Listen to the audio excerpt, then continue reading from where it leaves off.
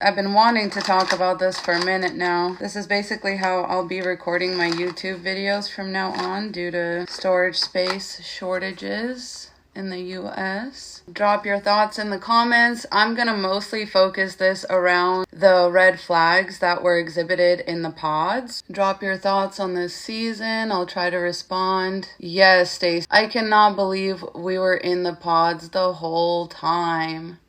If you haven't watched, I will be giving spoilers. Sorry, y'all. So you might want to dip out. We're just going to get into the nitty gritty. So first and foremost, please do make sure you check out my podcast. Make sure you check out our Patreon. We are, in the discussion boards on there. We're in the comments. We're answering DMs and stuff. Be sure you check that out. And let's dive right into the LIB, Madison, Mason love triangle. I've seen a lot of discourse on this. As usual, people are being very quick to jump down a woman's throat for doing something that men have always done on this show, which is wait till the last moment to choose a partner. The biggest difference in their behavior is that one of them said they were going to do something and then didn't do it.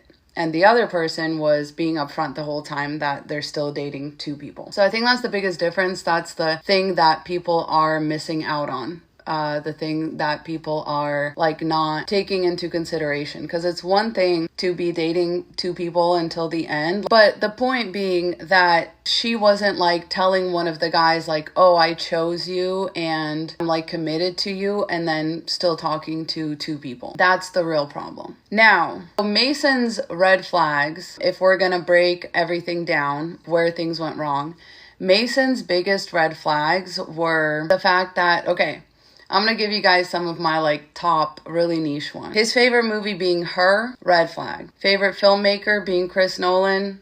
You heard me, it's a red flag. It's a red flag, I don't care. I like his movies. I like him as a director. That man does not like or know women very well. He wrote Inception with his wife, which is one of the only movies of his with a decent female lead.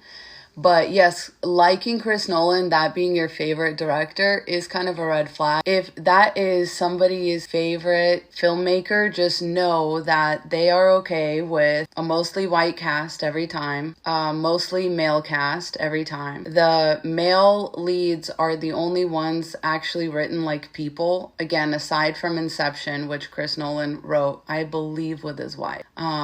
I know he co-writes stuff with his brother too, but that one he specifically gave credit to his wife on. If I am incorrect, please correct me, but I'm pretty sure. So those were the red flags that got me right away. Also the fact that he was oh, I'm a skater punk and all that kind of stuff. It's just sir, you are 30, almost 30 years old.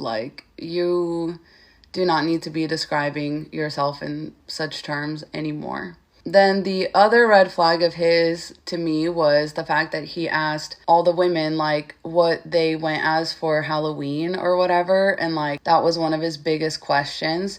So he was clearly trying to suss out, this was clearly his way of weeding out the undesirables, right? So he's oh, this is genius, if I'm gonna ask them about their Halloween costume. It's one of those things that men fucking think of, and they think they're such a genius when they come up with this, and then it's always so damn obvious what they're fucking doing. But he's yeah, I'm about to suss them out. I'm gonna ask them what they usually go as for Halloween, and then if they say, oh, I always go sexy, I always dress really provocative or whatever, then I'm gonna know that she's, hot or whatever. I promise you that was his entire plan, his entire strategy. And a lot of men really are that simple and shallow. Now, his other red flag was the fact that men are not actually attracted to people that resemble them. Right, so when I saw Mason interacting with Meg, who's the other side of this love square triangle situation. So when I paid more attention to how he was talking with Meg, and he was telling her oh my gosh, we're so similar. It's I'm talking to myself, from across the wall. And, men, a lot of times when they break up with women, they state this very common reason, oh, we weren't compatible. I guess at the end of the day, we just weren't compatible after all. But this show was like the perfect example of how men actually reject compatibility with women. Mason did this and Dave did this. They both had women that they used such words to describe them as like, it's like talking to myself, you know, it's just me in a different body. Like, and then they never went for those girls. Those girls were never their first choice, ever. You know, they were like, clearly just looking to have some fun. It's not even just mirroring. I think some of the girls were actually mirroring more. The women mirror actually a lot more. But what it is that these men know that they're not shit. They're not attracted to themselves. They don't take themselves seriously. So that's why they don't like pick-me's at the end of the day. Meg had an extremely strong pick-me vibe, and honestly, so did Molly. Everyone's name starts with a fucking M, dude. Like, I had to literally like quiz myself before I started this live. So Meg and Molly both had this very strong pick-me vibe, which is why they describe themselves as drawn to like similar kinds of interests that men have. Meg was like, love Chris Nolan, and hers my favorite movie and stuff like that. Like, I love that movie because at the end of the day, the woman AI realizes that she's too good for a human man. And I don't think it takes like a woman AI. Like, we're already like, even as like non-AI creatures, we're already better than men. So that's the reason that I like it. But the way that Mason was talking about the movie, he was like, oh, it's about a guy who falls in love with like a girl who lives inside his phone. Like, bro, way to like, it completely, the whole point of the movie went over your head. Like, the movie was not supposed to be about a guy falling in love with an AI girl that lives in his phone. The movie was about, not in that movie, it wasn't genderless Gary. Have you ever fucking seen it? The movie's called Her. That's a fucking gender, okay? Point is, the fact that he said that was his favorite movie and stuff like that, the fact that he was trying to suss out what kind of, you know, costumes these girls are wearing for Halloween, all of this is fuckboy behavior. All of this is fuckboy behavior. And the fact that he's just like, oh yeah, I'm just like ready to settle down and stuff like that. Maurice says, there's not too many places we wouldn't stick it, USB ports included. Remember to stay away from them, ladies. They come into these lives where nobody asked for their presence. Nobody asked for their opinion. And they tell you the truth. Like, straight from the horse's mouth. Fucking stay away from these people. Anyway, so Mason is a fuckboy. The fact that he tried to, you know, hang on to Meg even after like Madison was done with him, the fact that he tried to lie about, you know, who was his number one. And I love that even though imperfectly, the women came together and had each other's back on that, where they were like, no, this is what he said to me, this is what he said to me, etc. I love that he had to walk out of there with absolutely nothing and no one. And I know he was so disappointed about that. My thing with a lot of these women that come on the show and that men like fall head over heels for, they're neurodivergent. Like, they're either autistic or they have ADHD. They give off this pixie dream girl vibe. Manic pixie dream girl. This is especially true for Meg, and it's a little bit true for Madison. Whenever these guys come into contact with girls like that, they don't really know. There's confusion that happens on both sides. So on the guy's side, they're over here thinking, oh, this girl is really deep, really smart. This happened with Jess, by the way, on season 6. And they'll be like, wow, like, this girl's amazing, but there's no way she's attractive. There's no way she's attractive. And this really confuses them, because normally when they see a neurodivergent, attractive, stereotypically attractive woman in real life, the stereotypical attraction sort of like deafens them to everything coming out of her mouth, and they're just like, oh, she's so pretty, whatever. They don't care. But when they're not seeing the face, they don't actually ever put it together that women can be both smart and pretty. So they're like, oh, this girl must be one of the butter faces or whatever. So then they get confused. I think that's why Mason just couldn't choose. He just couldn't choose. He was like, Meg or Madison, Meg or Madison. They're the same type of girl. But I just think he was like, but which one of them is the hot one though? Spoiler, they're both hot. It doesn't fucking matter. But he just was so confused. And I think on the other side, the girls were confused too, because normally, combined with their looks, when they exhibit this type of behavior, they get a lot more like positive reinforcement for it. I could tell that Madison was very confused as to why the guys were like responding to her sort of cautiously. And it's like, yeah, that's because every time you go out in real life and you have conversations with men, the thing that they care about the most is how you look. They're not really listening to you.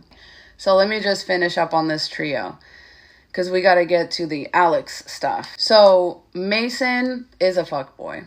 That man just went on the show to like for the free honeymoon, whatever. Like he didn't really care about ending up with someone. He thinks he's gonna become like a famous cinematographer one day, and he's gonna like, he was looking for his starter wife. Do you know what I mean? He knows like the industry's kind of down right now. His like big movie dreams are probably not playing out. So he's like, oh, okay, like it's time for me to settle down now, because I'll probably get famous in like my 40s or 50s. Trust me, I know these guys. I've seen the swing. I know the swing. This is what he's thinking. He is like very clearly working. Starter wife, yeah, that's a term that I think one of Elon Musk's first wife coined. My other huge red flag about Mason is that it's more of an Alex red flag, but it's also the fact that he tried to spin this whole story to Alex, like Madison was like really leading him on and all that stuff. Once again, she never, ever, ever said that he was her number one and that she was committing to him. He said that to her and then didn't break up with the other girl. I hope that like clears it up for people who are confused. Like that's why she was mad, because a lot of people are like, why is everyone like so mad at Mason? Like he's just a sweet little baby, and Madison was doing the same thing. Yes, and he was aware of that. And she wasn't telling him that he's her number one and her only one, and that she's committed to him.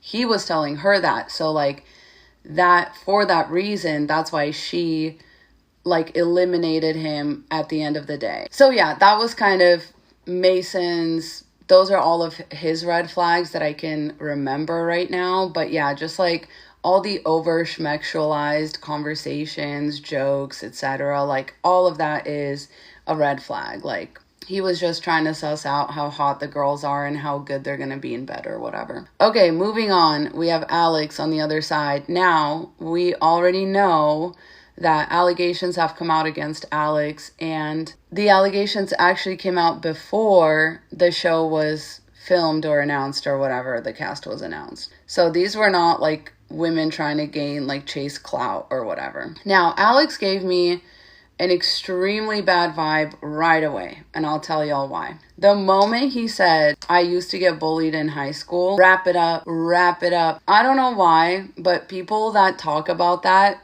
it never ends well, especially when men talk about that. When Alex said that he was bullied in high school, that was my first and biggest red flag. Thank you, Jay, for saying that I always have the realest takes, because why would that still be your entire personality?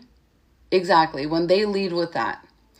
Because why would that still be your entire personality at almost like your grown age, like you're almost 30 years old? There's no effing way that like it's still affecting you that deeply.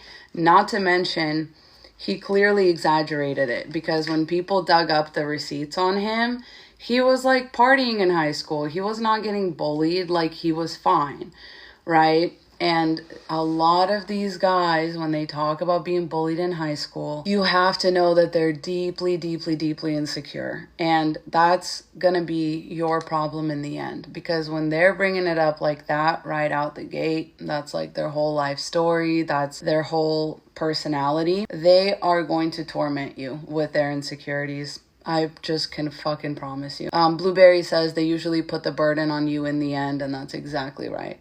They do usually put all the burden on you. But yeah, they had 10 years to work on it. Is this the same for women? The reason that men often lead with this is to get you to let your guard down, is to build this like false intimacy with you and to give you a false sense of vulnerability. Okay, I don't know if it's different with women. I would be wary of if a woman, here's the thing. I've just never had a woman come to me at 30 years old and be like, you know, I was bullied in high school and that's like my whole entire personality. I've never come across a woman that did that.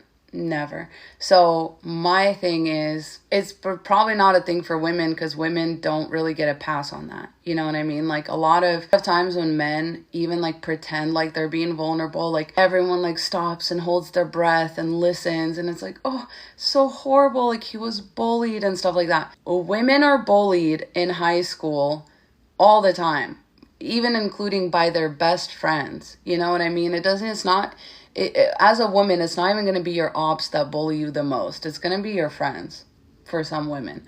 And so when men try to start a pity party with that, I'm like, please stop. Because a lot of girls were not only bullied by other girls, they were also bullied by boys, harassed by boys. Yeah. Bullied by our moms too, bullied by our dads. Like, come on now. We're not gonna get into all that. And please do not have that still be your whole entire fucking personality when you are past the age of like 26. We all haven't been bullied in high school. Like, I swear to God. Rob G says, this is straight from the horse's mouth. The whole I was bullied in high school is a disarming tactic. And doubt I can be proven wrong on that. Exactly, Rob. Yep. Aaron says women were bullied by everyone, teachers, parents, the entire society.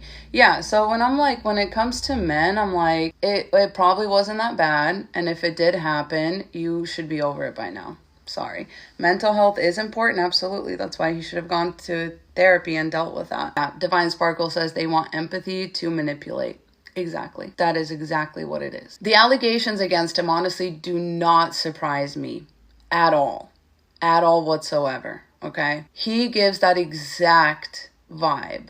And he gives the vibe of like man who's learned how to weaponize therapy speak as well. That was one of his other like biggest and reddest flags to me, was that he came straight out the gate talking about like his ex that he's still clearly not over, and about how she like mistreated him and like abused him and all that. I find it really, really super weird when guys come out the gate with that. Like he really came out the gate waving every red flag, and I was really surprised that people didn't see it. And I saw people rooting for him early on and people being like, yeah, good for him on like dumping Madison because she's such a loser. Like, dude, this guy came out with every red flag bright and waving. Like, he literally was like, yeah, I was bullied in high school. I'm really insecure. I have this kind of attachment style. My other girlfriend like abused me, whatever. These are all red flags. It's exactly little Scorpio. It's the nice boy play. It's the I've been hurt in the past. It's not that men can't have been hurt in the past.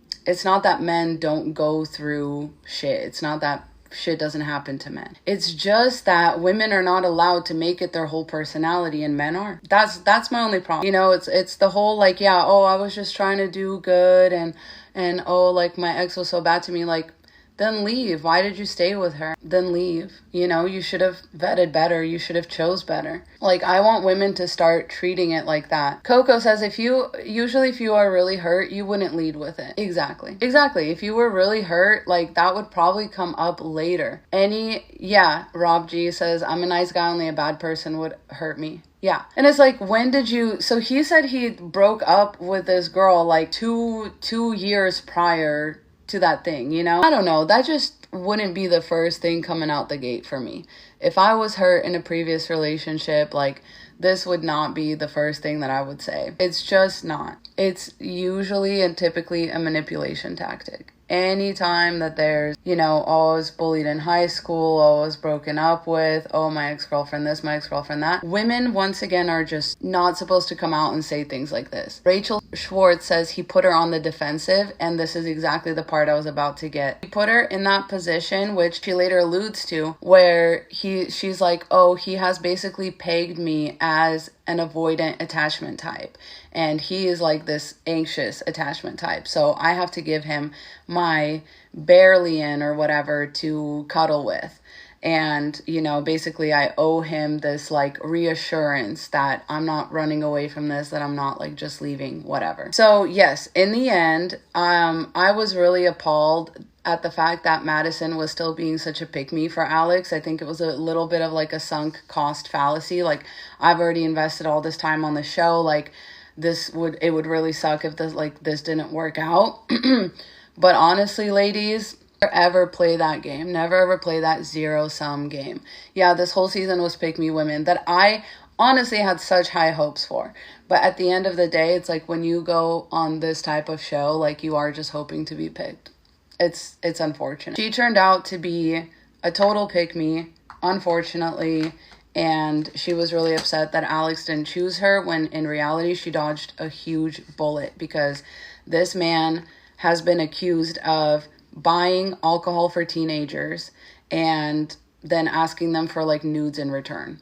Like, you are sick. You are so sick. And this is exactly why I cringed when he first said the whole like I was bullied in high school thing, because another thing that often alludes to is the age of women that they're attracted to. Because that's where they're mentally stuck at. If a guy's mentally stuck in high school, listen to me. If a guy's mentally stuck in high school for any reason, okay? If he's like, I was bullied in high school, or oh, high school was my glory days, wrap it up. That is not your man.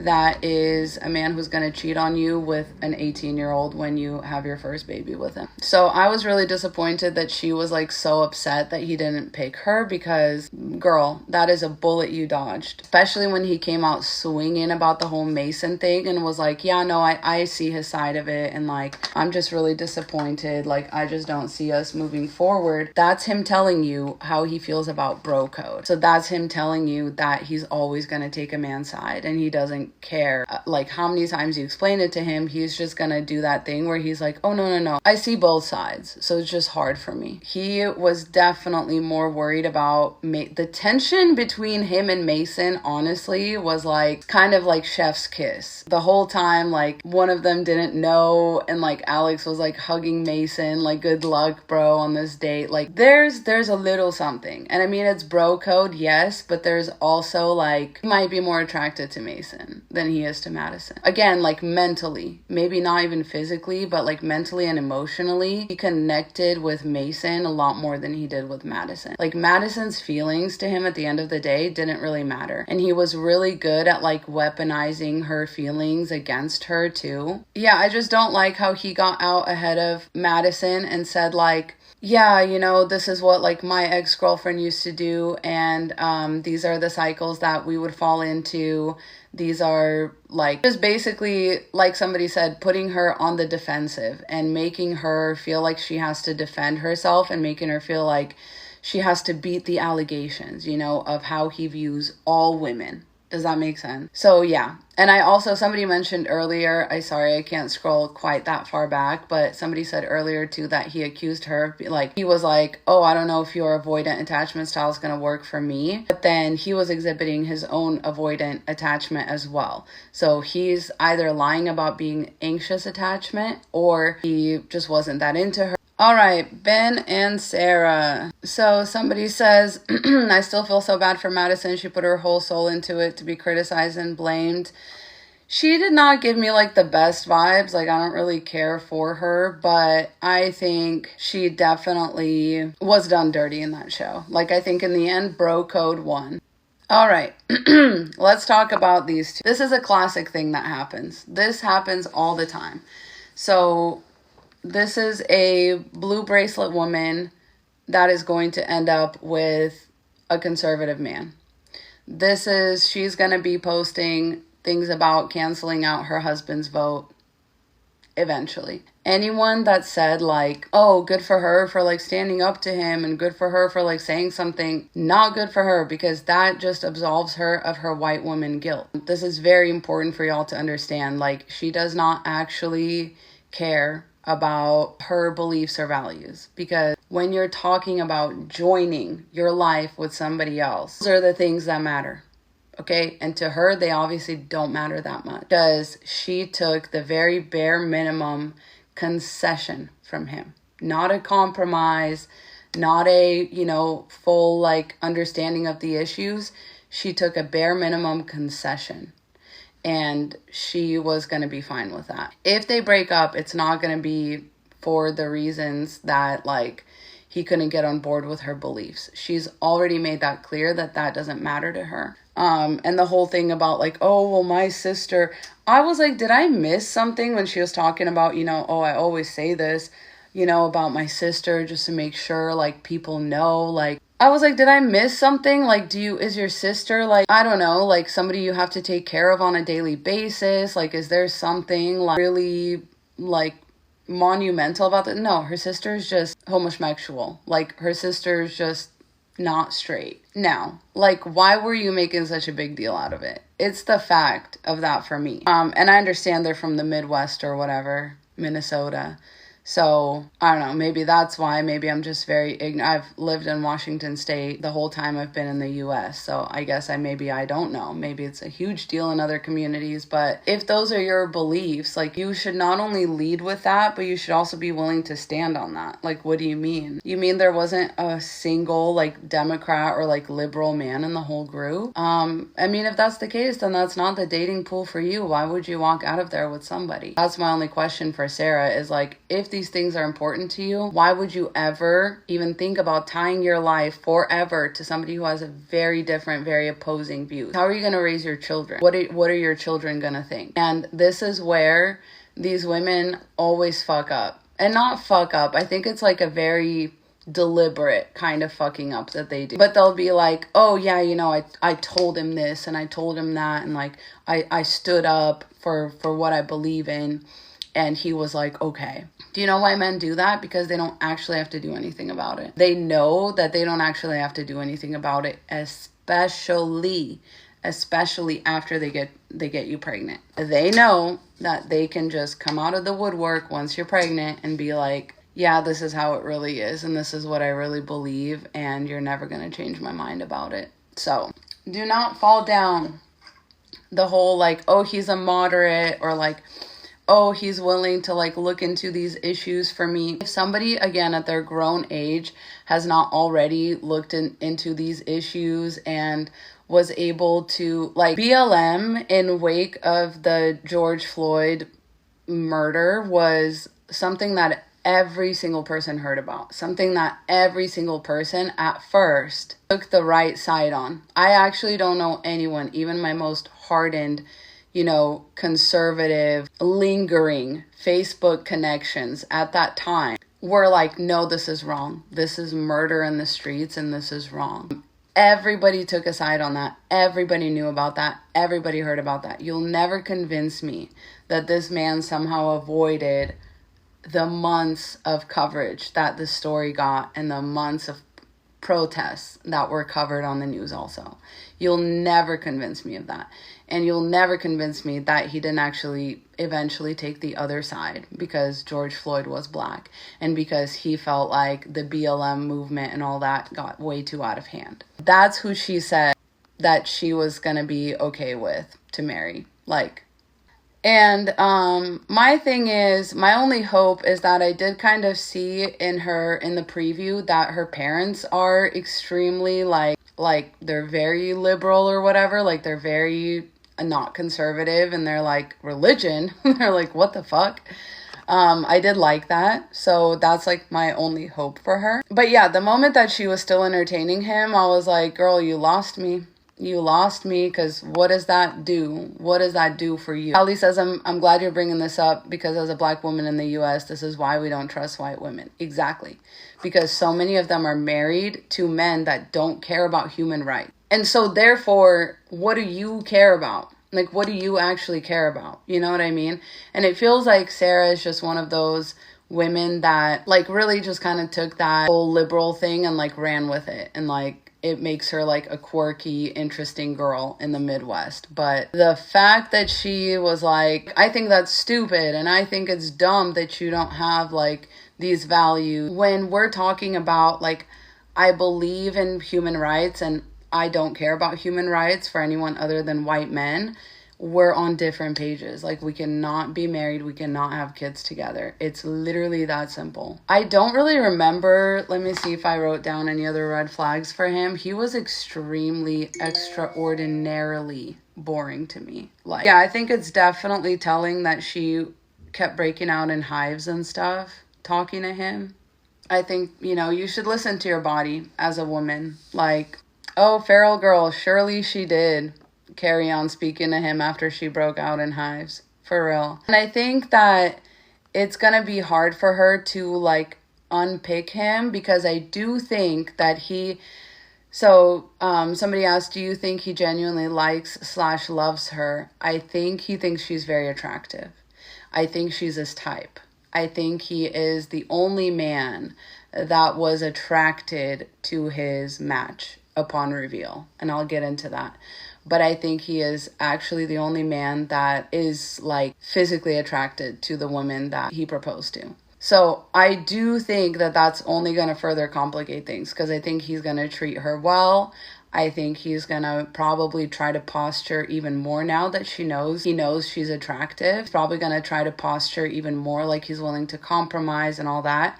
And that's why I don't think she's going to like end things with him. I think it's hard for women, like when you actually do meet a guy who's attracted to you and he treats you well, there's a lot you're going to be willing to overlook, because chances are she has probably tried dating like liberal men out in Minnesota and they were probably a bunch of douchebags. So she's probably going to have to choose her happiness in the end and stay with a guy that treats her well because he thinks she's attractive, which really makes him no different from like any other men, but like it's just a hard thing to say no to. And he's not, he's not too busted, you know what I mean? Like she doesn't, like they're a good looking couple together. It's going to be hard for her to say no. I'm just being honest with y'all.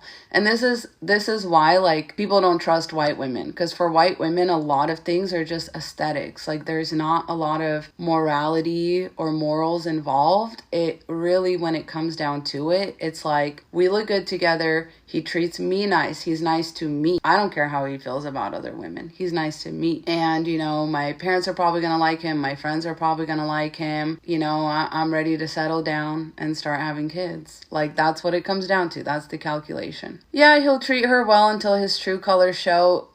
And some men's true colors, it's not like they're going to start abusing you or like hitting you or whatever. It's just that their true colors are going to be like, he's going to feel a lot more comfortable saying racist shit in front of her. He's going to get a lot more comfortable like embarrassing her, out at events where she's like trying to cosplay as a Democrat, liberal, blue bracelet woman, That's what it's going to be. She's probably going to have to work around his aesthetic in the home. But it's not really like, he's probably not going to treat her bad. Imagine if she realized she could be happy single. I agree. Imagine if a lot of people did. Yeah, and Brandon says, and when one of the kids comes out as LGBT. Exactly. We're talking about Ben and Sarah. And Lainey says, and he's going to enjoy embarrassing her. Exactly. Rob G, he's going to slowly push the envelope till the wedding in order to ease her into his mindset. Yep. Exactly. Yep. Somebody else says, yes, totally overlooking and also male conditioning for romance. They stretch to be kind to women at first. Yeah, absolutely. Yeah, he secretly hates women. He will just make an exception, for her. He probably won't like say anything about her sister, but behind closed doors, he's going to be like, oh, I just think she'd be happier if she just found a man, that kind of shit. And it's going to get worse with age, and it's going to get worse too as the political climate starts to turn more red and like stays more red, God forbid. But yeah, he's only going to get more comfortable being hateful. So they're one of the couples that I really feel like we're going to have to wait and see till the honeymoon. But in my opinion, they should not be together. If she was really like standing on business, she would have just been like, oh, well, damn, it sucks that I wasted my time coming here. And I promise you, he did vote in the election. He did vote. He just didn't want to tell her how he voted. He definitely voted in the last election. Yeah, I just think women get into sunk cost fallacy where they're like, oh, well, I've already, narrowed him down to be my one and stuff like that. Also, like, if she was really serious about this stuff, she would have asked right away, right away. But she knows this kind of stuff turns a lot of men off. She didn't want to, here's the thing. Here's where she was doing the calculation. She didn't want to tell him until they were far enough in the pods that she knew he probably didn't have a lot of other options either. Yeah, he is probably on right-wing Twitter a lot. Exactly. Just the way that he was answering the questions, it's like, either way, it's unattractive. It's just a lot more unattractive if he's secretly a right-winger. But it's unattractive either way when a man is like, oh, I don't know, I don't keep up with that stuff. Okay, very cool. Yeah, because it doesn't affect you. So you're not empathetic and you don't give a shit about other people. Paige says, wasn't there a woman who made a comment to her, well, maybe he can change, and she went with that crumb? Exactly. All these women need is just a couple of crumbs. Like, oh, well, you know, if he loves me, he's gonna change. You know, I'm gonna turn him into this powerful Democrat, like, liberal man. Like, you're not. I promise you. If anything, he's gonna turn you into a trad wife.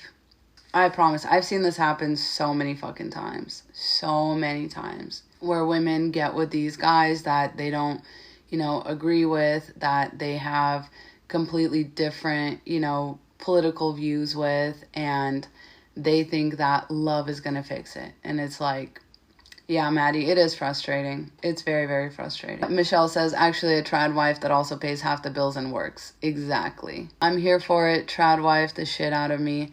That's fine. You have that choice. When you're done being a trad wife because you've aged out of the role, you are going to be thankful that women are still allowed to work, if we are. Because I saw a woman complain about that earlier today. I saw some video where this girl's like, did the feminists ever think that some of us want to stay home and make sandwiches? You can do that now. You just have to find a man who's willing to do that for you. Like, who's willing to be the provider. You can do that now. Take a man and his 70K salary and you can make him fucking all the sandwiches you want. I promise. Wants her to go to church every week and she's not religious. It's never going to work. Spoiler alert. There's a huge chance that it's going to work. Huge chance that she starts going to church with him. Huge chance. Yeah, she's very actively like an atheist, I think, and her parents are like very against religion. So that's like my last hope for her, is that her parents sort of like get in there and are like, what are you doing? Like, this is not it. But who knows? It could be like a daddy, I love him type situation. Hey, thank you, Maria. She says, I just wanted to say I never watched the show before, but I watched all your videos about it. I have reality shows like that too, where I'm like, I could not stomach this, like sitting through it. I'll watch whatever my favorite creators have to say about it. That was me with like Cecilia Regina's Schmecks in the City tape. Ooh, Samantha. Samantha says, I know someone who knows her. They are not together. Fingers crossed, baby. But again, I can almost promise you it wasn't because of his religious views or whatever. It wasn't because of his MAGA views. It was something else unrelated. Maybe the religion thing got him, but she made it very clear that she was okay with where he stands at politically. And she's okay. Even her, like, expectations for him were really vague. Where she was like, well, you know, you promised you'd learn more about this stuff. And, like, this stuff, like, I don't know. She was not giving me a great vibe. Oh, she said it was messy. Yeah, we'll see. All right, we're ready to move on to the next couple. Let's go with, so there's going to be a lot of red flags here. This was a huge red flag. So this is no longer Ben. This is Dave. Okay, Dave there's always a sociopath on the show. Every single season, there's at least one sociopath. This season, it was Dave. Dave does not have a spirit. This man is literally actually soulless. He does not know how to empathize with people. And he is extremely, extremely, extremely calculated. So the first thing that he says in his like interview or whatever, or the first thing that they choose to edit in there, but either way he said it. What did he say? I work in medical aesthetics or something like that. So I've been around like all this Botox and all this plastic surgery. Basically, he leads with that. Just so you know, I've had access to all these Botoxed and surgically altered, these extremely beautiful women, which is like, first of all, who do you think is coming onto the show? Like, all the women on the show have had work done. This is crazy that you would lead with that hoping to nag the women when like they're literally not even putting women on the show that haven't had work done. There's like maybe one or two women that I could say maybe haven't had work done. Most of the rest of them have had work done. So you're not really separating yourself out from the herd, doing a flex or anything like that. Incredibly, like, that was the first red flag. I was like, no man in his right mind would say that and like lead with that. There's just no way that you're a normal person. And then he decides to open every single conversation that he has with the women with, so what's wrong with you? Why are you here? And the fact that, you know, Molly came back and tried to make him feel better about that, like, the women this season pissed me the fuck off, honestly. But yeah, the fact that he was like, so what's wrong with you? Why are you here? First of all, why are you here, Dave? What's wrong with you? You're in the same exact fucking place. Then, here's the other thing. Y'all need to understand that men, when they tell you stuff, you just have to listen. The whole thing with this man, and I could have probably wrote down every single time that he has directly admitted that he's not a good person and that he has no plans of being a good person, I would have had a page full, because that's the one thing he kept saying. I've made really bad choices in the past. I always screw things up. Haven't made good choices before.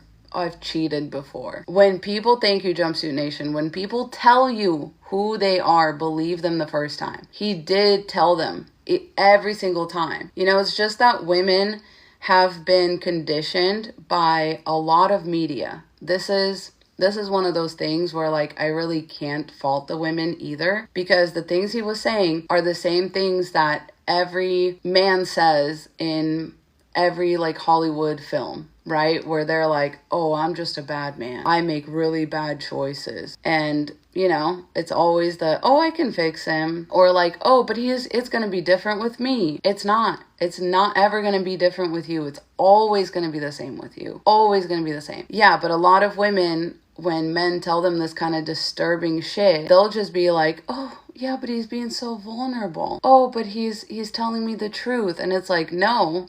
Exactly, Crystal. He's forewarning them. He's warning you. He's just telling you exactly what he's gonna do, and he actually can't even help but kind of get off on it, you know? That was like his whole thing, is like he was very clearly getting off on manipulating these women. Now, should these women at their big age also know that, like, men lie about these things and brag about these things? Yeah.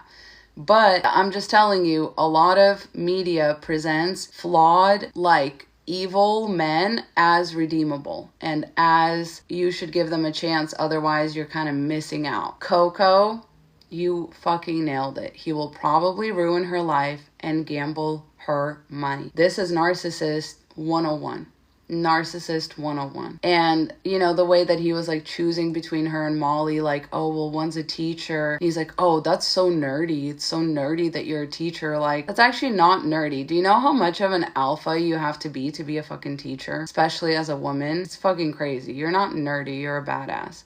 Anyone that's ever been a teacher, myself included, other people don't know what it's like. Anyone that's ever not been a teacher, they don't know what it's like. You are actually like a very highly competent person. A lot of people think teacher means something very different than what it actually means. And let me just tell you, to be a teacher, even to be like not the best teacher ever, just to like handle being in the presence of children all day is an accomplishment in my book. Teachers are amazing for that.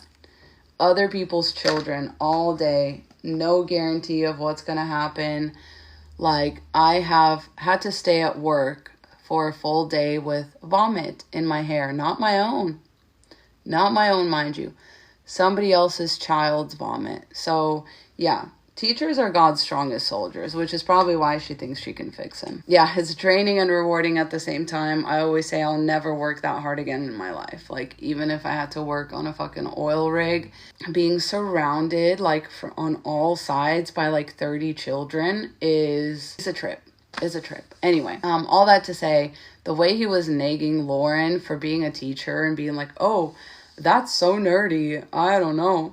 Like, he was trying to nag the women every single chance he got, around every single corner. Rob, that's amazing. Rob says, one of my high school teachers single-handedly changed my life trajectory. Yeah, I was an instructor for a short time, and even that was so emotionally draining. Yeah. Yep, Jumpsuit Nation, we need to normalize the understanding that 3 out of every 100 people are sociopaths with no conscience. And that's Dave. So the fact that he was like, I don't know if y'all noticed it, but when he cried, he wasn't really crying, right? When he got caught in a lie, he wasn't really remorseful. He was just calculating. In fact, I'll tell you guys another thing. I think that if he could have stayed sitting down, like if there wasn't actually cameras on him when he went to propose to Lauren, I don't think he would have actually knelt down. I think he would have did it right from the couch. Yeah, he made a comment when they met that she looks like a teacher, and he gets it now. I know he's just dying to know what Molly looks like. I know he's dying. And he was really just a huge, yeah, definitely using, like Brandon says, did he take some 2000s pickup artist course? I think he did.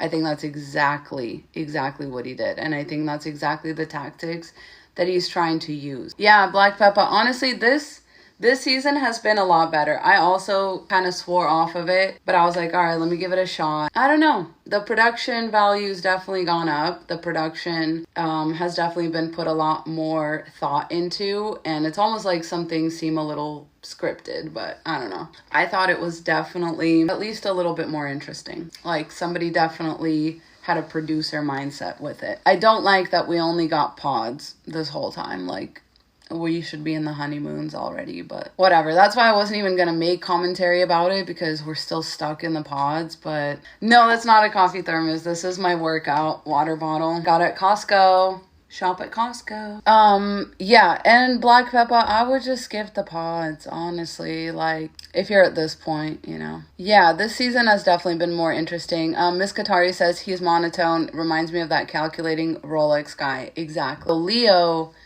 from last season is the Dave this season. Matthew from the season before, that was the Dave. There's always, I'm telling you, there's always a sociopath, or like a very like high on the narcissistic scale. But yeah, the way that this man talks about everything is extremely concerning. I don't think there was one thing that he said that I was like, oh, this is not a red flag. Every single thing he said was literally a red flag. Like, I could quote, like, go back and watch the show, and literally every single thing he says is not okay to say. And people came with receipts. Like, he thought it was going to be so easy for him to lie, but people definitely came with receipts. That's the other thing, is like, these people always get themselves tangled in a web of lies so quick, and then their whole entire defense against it is like, no, that didn't happen. That didn't happen. And if it did, it wasn't that big of a deal. And if it was a big deal, then like, not to me.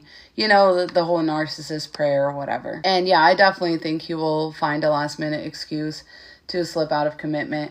I also think that, yes, girls fall for the stuff that they say in the pods. I think it's really easy for women to feel like safe in the pods with a guy, because normally what happens on first dates with women is that they will end up feeling disappointed because they can see the guy's like body language, they can see like how he's looking at them. A lot of men ruin first dates by, you know, trying to take things physical too fast, or trying to like fake intimacy and stuff like that. Whereas this format sort of gives women that like safety that they don't get in regular dating, where it's like, it's not all about looks, you know, very highly emotional intelligence based. I feel like men can fake emotional intelligence to a point, or they can like mirror enough, or they can like agree enough or validate enough to the point where these women will convince themselves that like, oh, it'll be just like that in real life and stuff like that. But these men still have the goals that they have in mind. Like, they're not just being nice to you for no reason. Like, they're being nice because they think you are like the hottest girl in the pods. Like, they think that they ended up with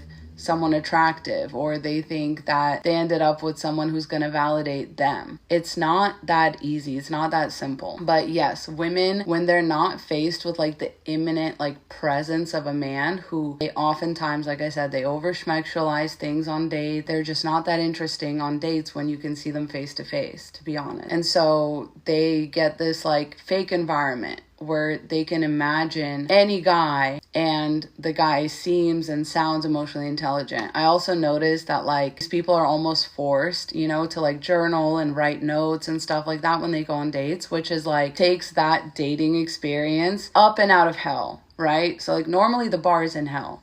Normally you can go on a date with a guy and he's not even going to ask you questions about yourself. He's not gonna like remember anything about you. In these pods, you know, the men are given a lot of guardrails. You know, they're given a lot of bumpers to not fuck things up, right? The producers give them a notepad and like a notebook with their name on it, and like they have to write shit down. Yeah, facts. And I don't think the men take what they learned in the pods out of it. Yeah, absolutely. Yeah, so that's pretty much, I think, all I have to say about Dave. Like, he was a red flag right from the beginning. If you didn't see that, I worry badly about you. Paige Nelson says their attitude always changes when they get bro validation and compare the women physically. Yeah, absolutely. And I think he's gonna feel very self-conscious about Lauren, and I think he's gonna continue to try and nag her, and I think that he's gonna make her cry. And yeah, what's up with his sister? His sister's probably a narcissist too. Unless she's not, and she's actually really nice, and he's just using her to triangulate. Yeah, Gina, it's giving she wants him, but it's also giving he might be lying. It's also giving he probably uses this trick a lot to triangulate women with his sister. He's probably the one obsessed with her. Exactly, Miss Katari. Like, even the way that he was using his sister to triangulate even the show against the women, right? He's like, oh, my sister's been saying like this is so crazy, and like who, like she has really low expectations for the people that are gonna be on the show, and like it's basically he's using his sister as a mouthpiece to manipulate and triangulate. If anyone has ever listened to this show, Something Was Wrong, I think it's a really good show. It's about these kinds of relationships, like a who the fuck did I marry type show. And yeah, I think it's called Something Was Wrong. In that show, there was a guy who manipulated this woman for months. He was using like a different phone to message her, pretending to be two, not one, but two of his friends who are apparently married. And these friends were like saying the nicest, like craziest things about him. They were basically like messengers to this woman saying like, this is what so-and-so likes. This is what the kind of stuff he prefers, whatever. And the whole time it was him. It was him. So I wouldn't be surprised if his sister's like, what are you talking about? Like, I have no idea what you're talking about. If anything, I think we saw Joey's sister be a lot more skeptical in the previews, but we'll see. I don't know. Speaking of Joey, let's move on to our next couple. Joey and Monica. Now, I may be on the unpopular opinion side of this, but I do not think he likes her. I do not think they're this season's Johnny and Amy. I think Johnny and Amy are an exception from the seasons that I've seen, and I still only think that they worked out because Johnny was incredibly attracted to Amy for obvious reasons. Girl's a knockout. But I don't think we are seeing the same excitement from Joey. Now, Joey to me didn't have like a lot of red flags unless you consider once again that men learn. Like, they learn as they go.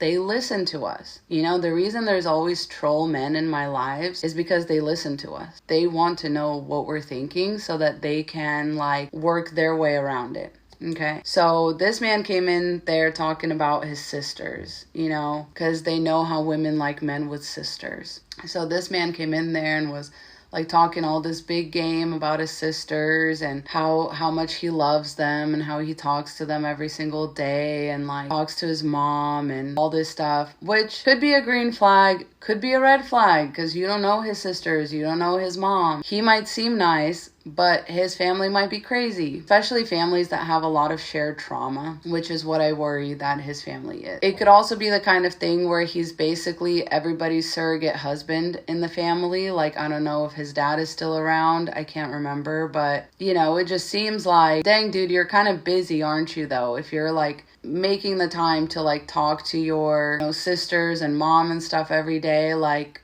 that's a lot of time, you know what I mean? Like, nothing wrong with that, but it's also like, what is... Oh, that's right, he and his dad renovate properties together. Yeah, that makes sense. Brandon also makes a good point, or where he's a golden boy who can do no wrong. Yeah, probably closer to that. So I would say watch out for stuff like that, because you're gonna come into that and this family has like a very particular ecosystem that you're not gonna really be welcome in or very much a part of. And so, yeah. Also, my other huge red flag about Joey is that basically everyone is shocked at who he ends up with. And they're like, you normally go for blondes. Like, you've never, ever went for a brunette. And I just feel bad for Monica because she's so like, she seems so happy-go-lucky or whatever that she's just like not even catching on. Like she's not catching on that his reaction to her was completely lackluster. Completely lackluster. Obviously, she's prettier than him. I'm just saying, like, he's not into it. And I'm curious to see what his sisters look like because if they're all blonde, I'm gonna side-eye him very hard. And yeah, she also has like kind of eldest sister energy. I did like the fact where he like validated her like taking care of her family and like not working and stuff like that. Oh, what his family's talking about? Yeah, I don't know. But they're saying like, you never go for blonde or you never go for brunettes. You always go for blondes, etc. So, I don't know. They seem to be like nagging her for him, which is also super weird. Like, and he did not seem to be standing up for her. So we will see. But yeah, in my opinion, these two are going to make it to the altar. And it's just so hard because men are so passive.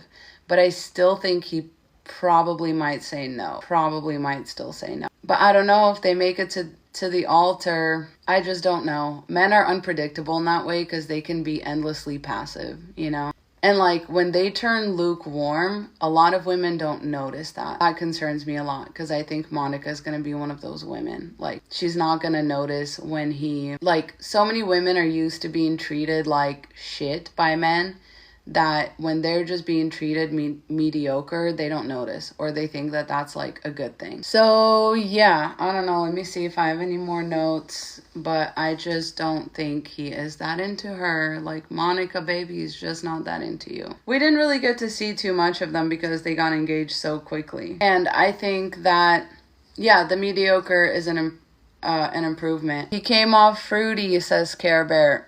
That was my other concern, is that he may not be into women. A lot of these guys on the show, they develop such a camaraderie in those quarters together that I don't know. It's almost like they're not really there. Yeah, she's definitely not his type. Because again, men that are like typically like can only be attracted to the most like feminine women, it's usually a sign that they're DL. I don't know why. Didn't look like he washed his hair at all, I agree.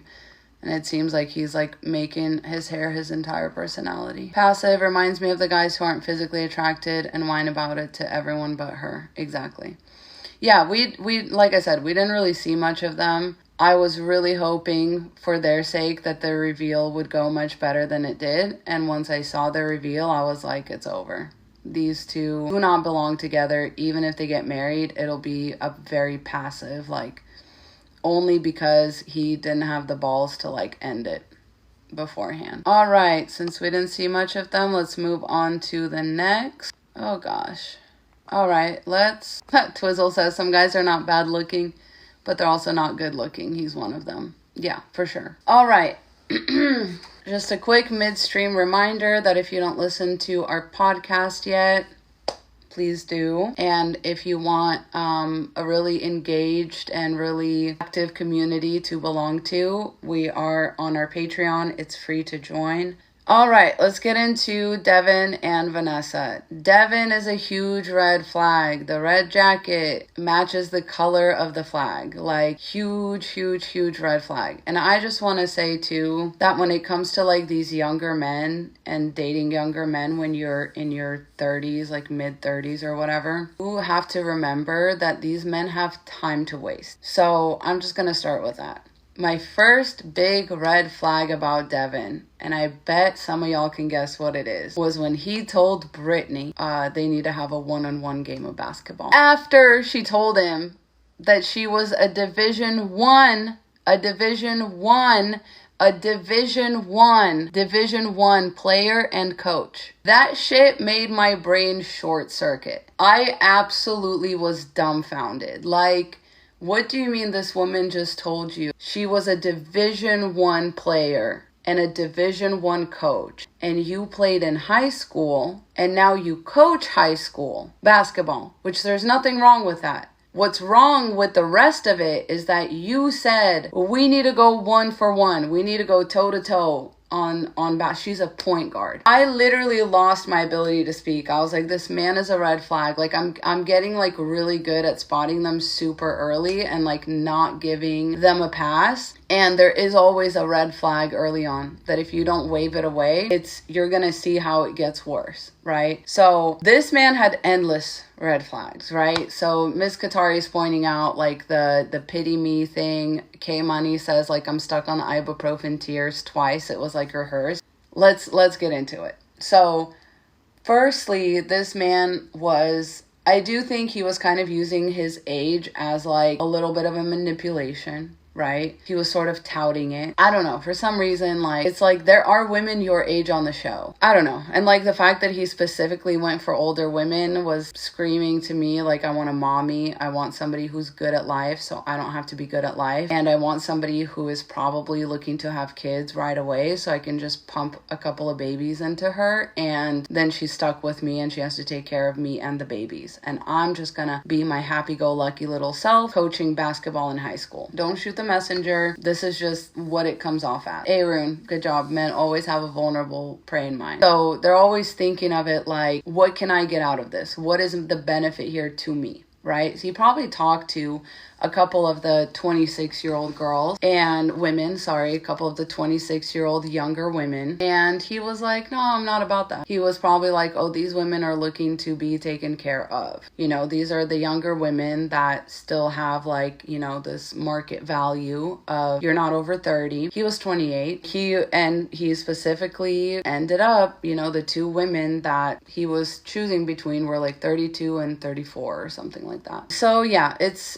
giving, I don't want somebody who knows their value. I want somebody who's worried about expiring so I can glom onto her like a parasite does to a host. And so yeah, and I don't know if I like hit enough on the fact that he literally was trying to basketball battle a Division I player and coach. Meanwhile, always let that be your red flag. That is always a red flag. If a man thinks he can beat you at something you are a literal professional at, it's just disrespectful. You know, it doesn't really matter. He should have gave her flowers instead of being like, oh, but I'm on your level. Like, no, sir, you're very clearly not. You're very clearly not. And everything that women do, like, comes a lot harder to them. Paige says, Virginia told him she was set in her life and he was like, hard eyes. Yeah, exactly. So Virginia basically was like, I don't need a man, you know, like I'm just here because I have it all together and these men out here ain't shit. And he was like, perfect. I've been looking for a mommy bang maid. And that's what he wants. And I think he just really wants a woman that's going to be quick to want to pop out kids. And he wants a starter wife. And he's definitely going to cheat on her and use the fact that he's younger as an excuse. And yeah, he's not handsome. And he's already losing his hair. So time's running out for him. I think that's really the calculation there. Is I think time is running out for him. I think he's one of those guys that is probably in a environment where he's looking around and he's seeing how much better off the married men are. And he's like, I need to get on that level, right? Because right now it's just me and I got to do all this stuff by myself and I gotta pay the rent and the bills by myself. So then his reaction to Brittany being like bi-curious or whatever, or bi-schmexual, was extremely cringy and telling. Like, that definitely made him extremely insecure and he was never going to be able to handle it. Yeah, Groove Parlor says he's tired of eating popcorn and Uber Eats. He wants a mommy bang maid. Exactly. Arun perfectly said, and trust he will come back searching for younger women when he secures a safety net, aka Virginia. That's exactly what I came on here to say, is like, this is basically a safety net for this man. An accomplished older woman that just wants to be like treated well or whatever. I can't believe she didn't run when he first gave her the cutting board with his name on it, the initial with his initial on it. Like, super fucking weird. And also, yeah, she did not need to be giving him all these gifts. Like, so he made a big deal about how he cooks and how he's gonna be the one doing the cooking, and yet he gave her a cutting board. So you lied. You probably don't know how to cook jack shit, right? We all remember Nick from last season. Oh, I can cook a salmon pasta. How hot does the water need to be? What do I set it to? Like, the man literally didn't know how to boil water. And he said he can't wait to be the sous chef. Exactly. So he's like, Mommy, you're gonna cook for me, right? Here you go, Mommy. I made you a cutting board. He's a dating app legend in Minneapolis. I think a lot of these men are. I'm so sure. Mommy's helper. Brandon taking me out. Yeah, he's gonna look for pasta in the fridge. Absolutely. Yeah, so I feel bad for her. I don't think she was really like stunned with him either. I don't think she's super enamored with him. And I hope that she finds her way out of this. Yeah, I also think he's gonna nag her. I don't think he was attracted to her either. Because she was like, do I look like what I thought? You know, whatever. And he was like, whatever. I don't care. It was also weird that, like, so we haven't even gotten to the ibuprofen part yet, y'all. Like, this is, oh my God. It was so many red flags all in one. But even before we get to the ibuprofen part, the fact that he was like, I need to know everything about my partner. And then the only story he tells is the ibuprofen story. He's like, I need to know everything about you. Like, that's super weird. What do you mean everything? Like, I've been married for 13 years and my husband still doesn't know everything about me. Like, what do you mean everything? Like, that's super weird. And then he hits them both with the ibuprofen story. And the ibuprofen story is so ridiculous. Like, it's literally so fucking ridiculous. The fact that you were taking 20 ibuprofen a day, first of all, a red flag in and of itself. So he's definitely trying to trauma bond. He's definitely testing their empathy, all of that. The real thing to me is that if you're taking that much ibuprofen, first of all, I don't really buy that either. You would feel like shit. Also, that's like half the amount you need to unalive yourself. And third of all, yeah, that's what I was gonna say, is like, this is so bad for your stomach lining that I literally, on that basis alone, I would be out of the pod. So he basically said that he got injured playing basketball, or like one day, like his like hips just started hurting and they hurt so bad, and he started taking ibuprofen, and like at first he would like take 1 and then he would take 2 and etc. And then he's like, and then it was like I was just taking 20 a day. And, you know, and then I like finally went to the doctor, and then it turned out like I needed to have surgery, whatever. There's definitely either more to the story. Either he's lying about the ibuprofen, because you're definitely not taking 20 ibuprofen a day. You're not taking 20 ibuprofen a day, and there's no way that your parents were buying you that much ibuprofen in high school. Like, if you really were in that much pain. So either you're exaggerating for dramatic effect. Also, I'm definitely not gonna marry you just on that basis alone, because I don't want to deal with you unaliving at the age of like 40 because your stomach lining gave out on you and you unalived from a bunch of ulcers. Like, based on that alone, I would be out of there, because I'm not going to be a nurse, you know, a hospice nurse to a man at 40 years old, because your kidneys are done. Your kidneys have left the building. And I thought that's not going to be my problem, because you didn't want to go to the doctor or speak up or fucking say something, you know?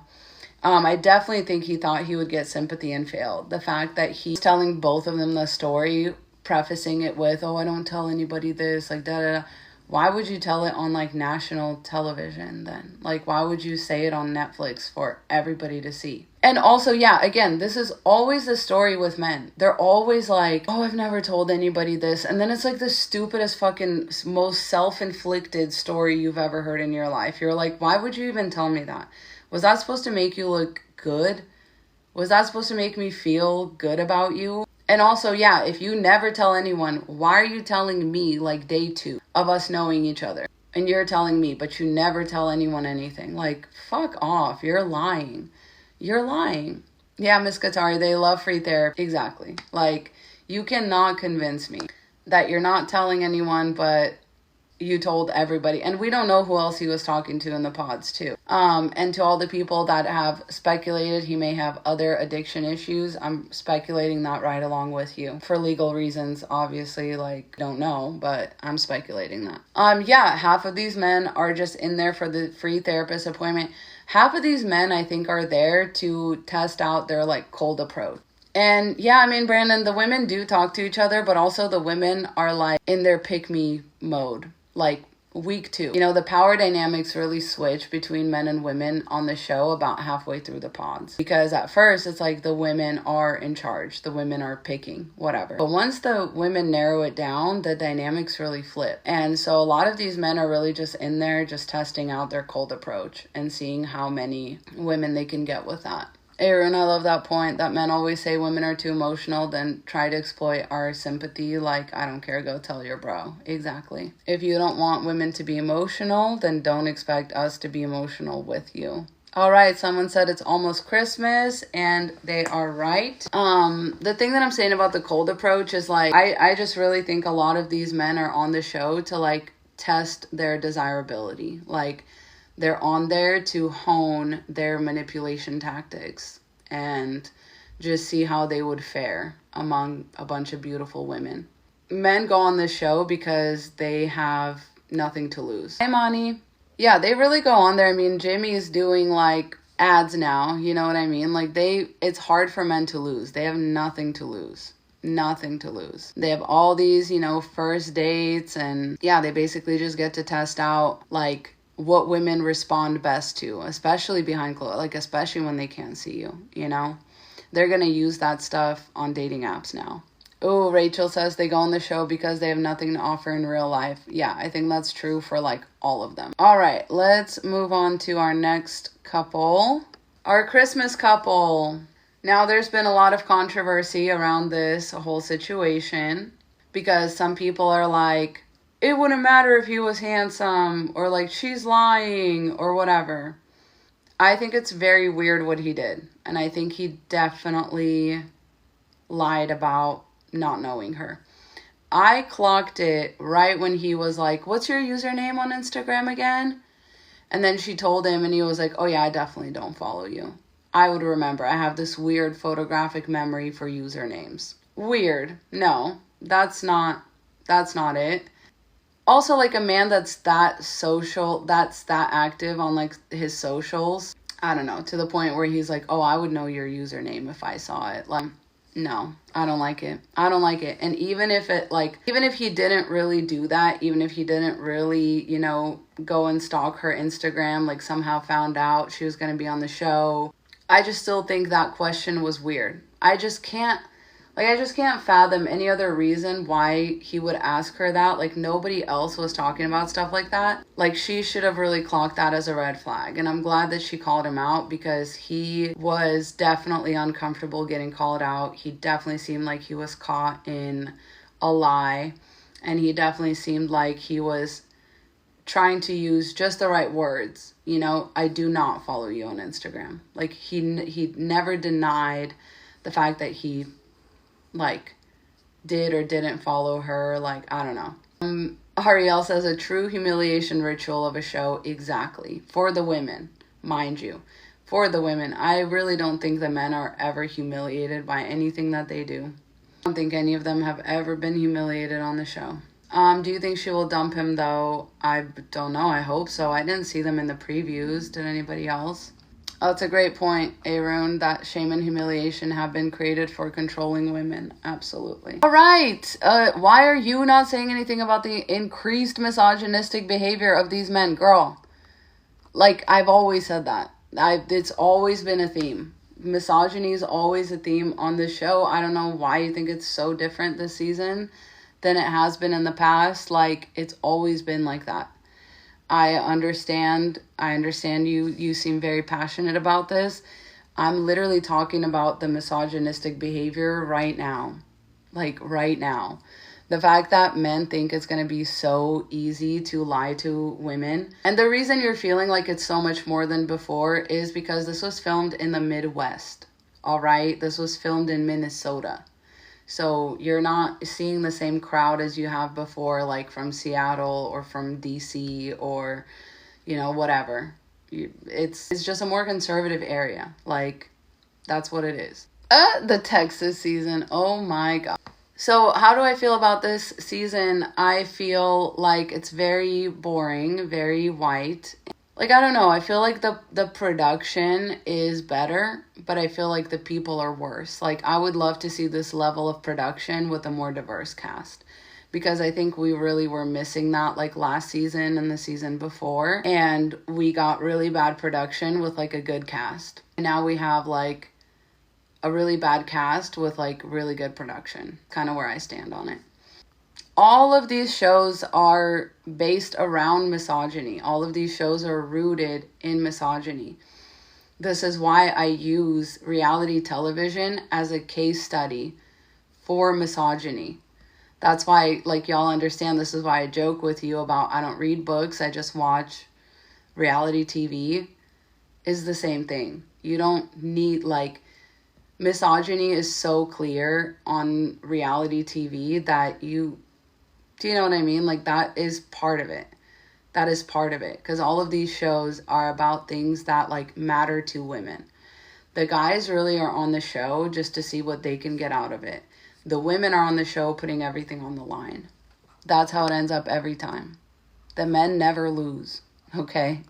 What is even the point of these shows except to further entrench patriarchy? What's the alternative? There is no point of the shows other than to entrench the patriarchy. That's what I'm saying. What's the alternative? I don't know. Shows like this shouldn't be produced at all. Again, I learned from it. You know, shows like this not being produced wouldn't get rid of misogyny. Shows like this being produced is just another outpouring of misogyny. But so this guy's red flags, I already forgot his name. So Daniel, his biggest red flag was making being short his entire personality. But like I say, all these men reveal their red flag right out the gate. Right out the gate every time. And it's always going to be the thing that like takes them down. So he's insecure about his height and he makes that his entire personality. There's really no need to do this. If you're a short man that happens to be listening to this, there's no need to do this. Actually, the less you acknowledge it, the less you make a big deal out of it, nobody's going to care. And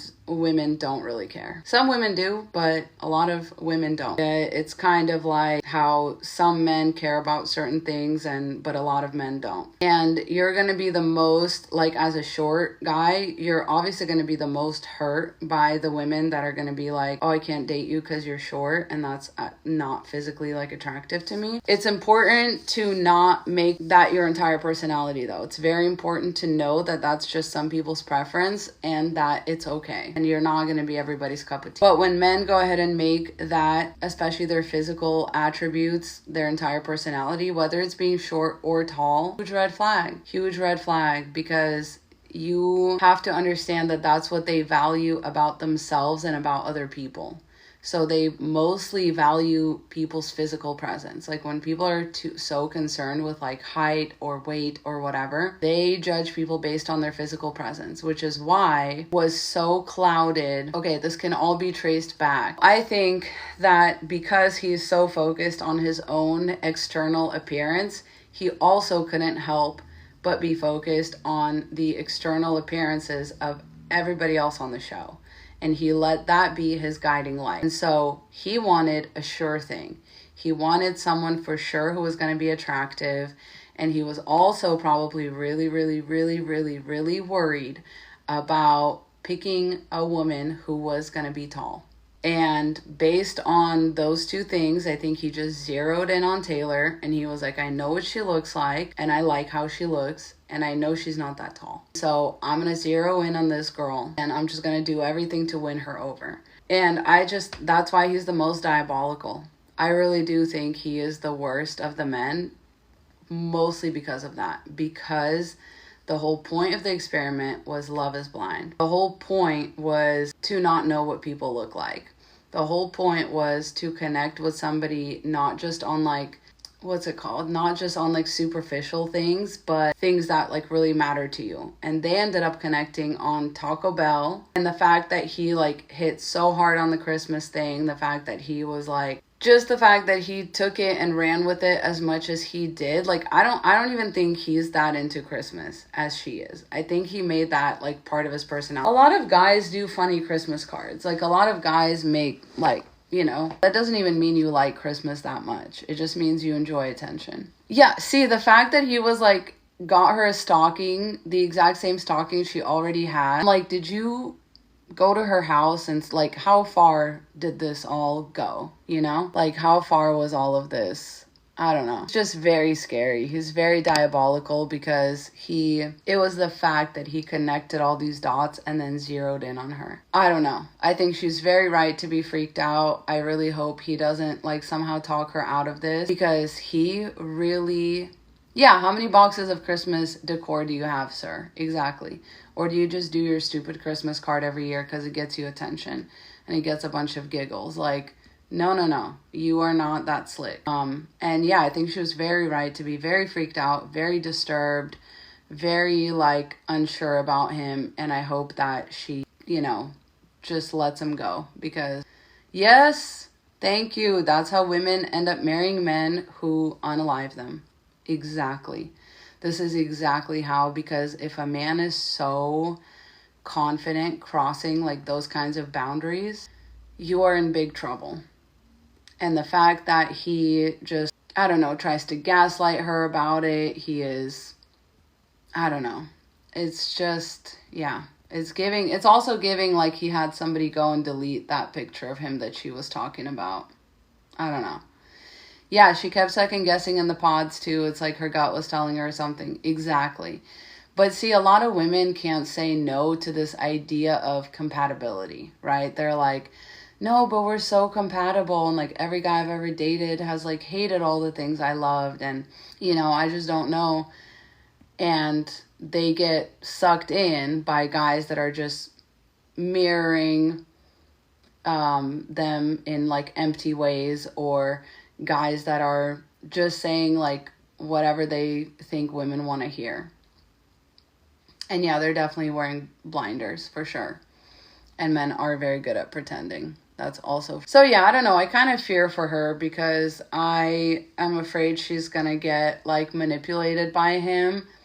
And I feel like her only saving grace is that like it doesn't seem like she's very attracted to him. So she might just like go based off of that and be like, you know what, I don't think you're that good looking. So I also want to see these yearly Christmas cards he made, because I'm like, do we have proof of this? Like, I don't know.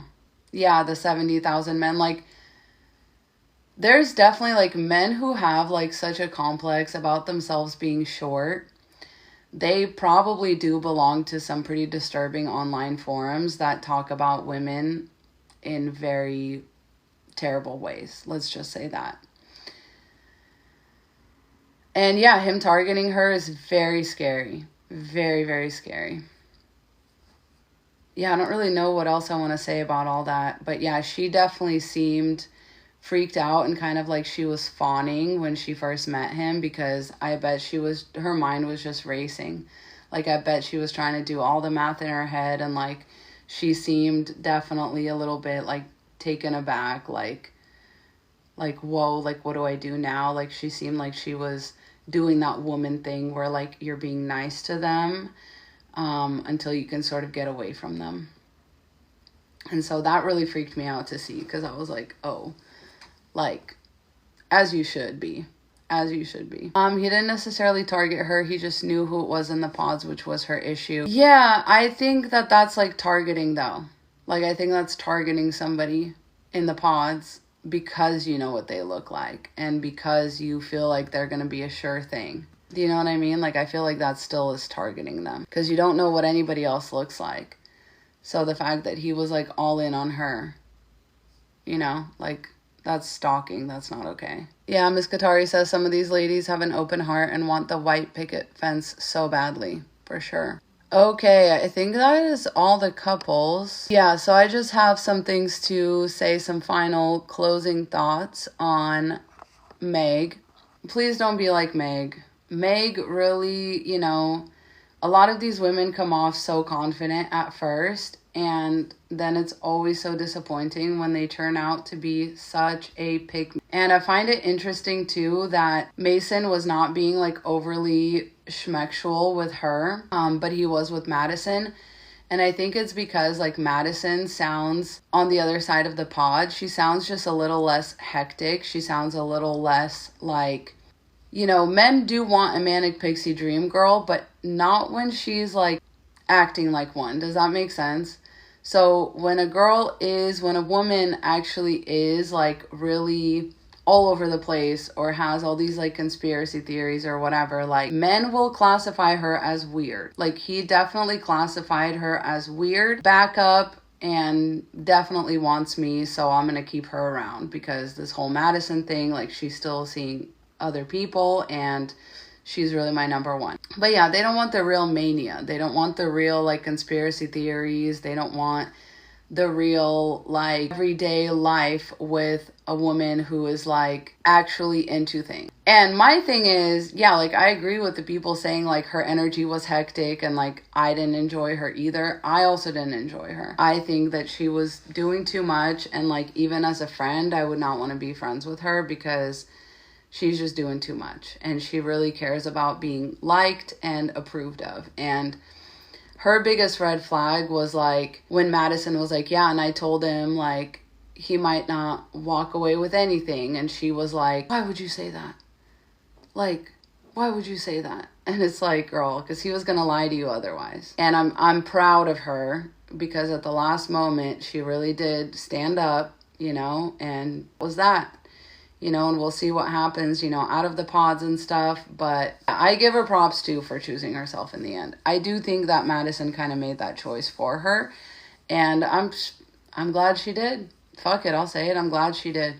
I think if you would have left it up to Meg, she would have bought his explanation, or she would have convinced herself into buying his explanation and being like, oh yeah, like I believe you, and yeah, like, I don't know.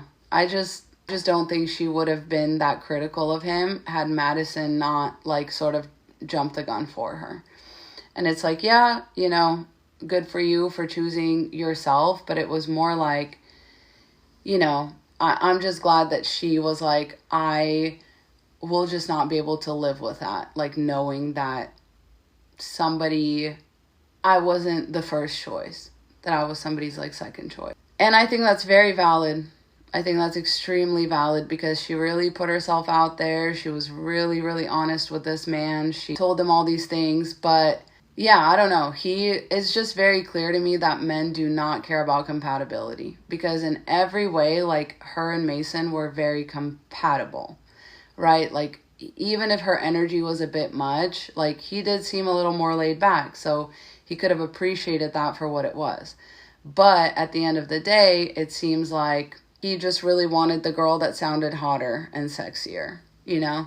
He didn't want the girl that sounded like too hectic, too manic, too excited. Yeah, Dave and Molly, it's kind of like that same thing. I'm going to talk about Molly next. But yeah, I just think there was a lot of pick-me energy in the air, and I actually really think that it was some of the other women that were the reason for some of these like more pick-me women standing on business. I really do think it takes this kind of like almost unionization, right? Where we're not justifying the men's behavior with being like, oh, but he can change, or like, da da da, I don't know. Which one is the one who asked about BLM and privilege? Sarah. We already talked about them. I don't think she was for real with that, by the way. I think she is just posturing. Yeah, Lauren might have literally said pick me. That's true. Hey, Todd.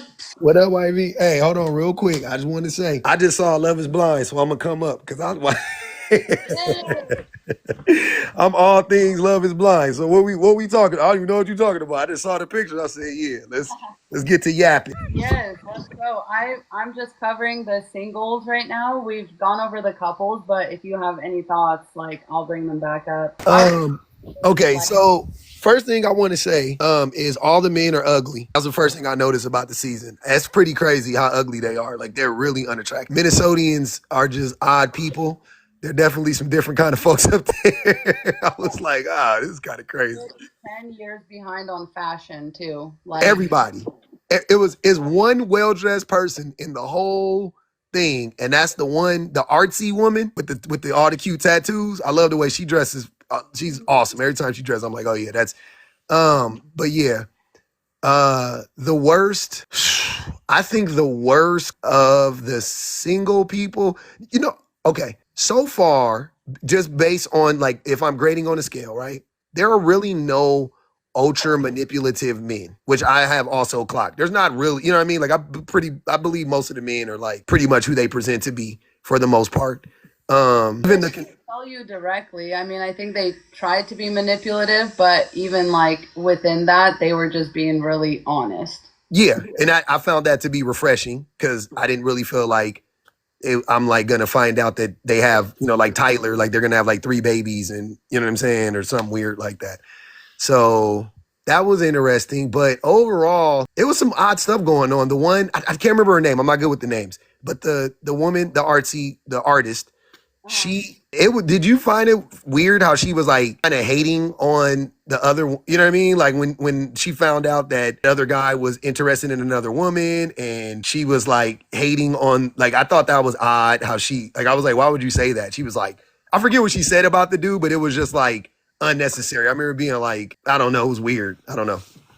When she was like, he still choosing between like 2 women, and then she was doing that at the same time. And she was, yeah, it was weird. I was like, Well, I think she had a problem with that because he told her he did make a choice. And he said, like, you're my number one. I'm going to break up with the other girl.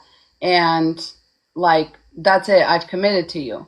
And then Madison comes to find out he never broke up with the other girl.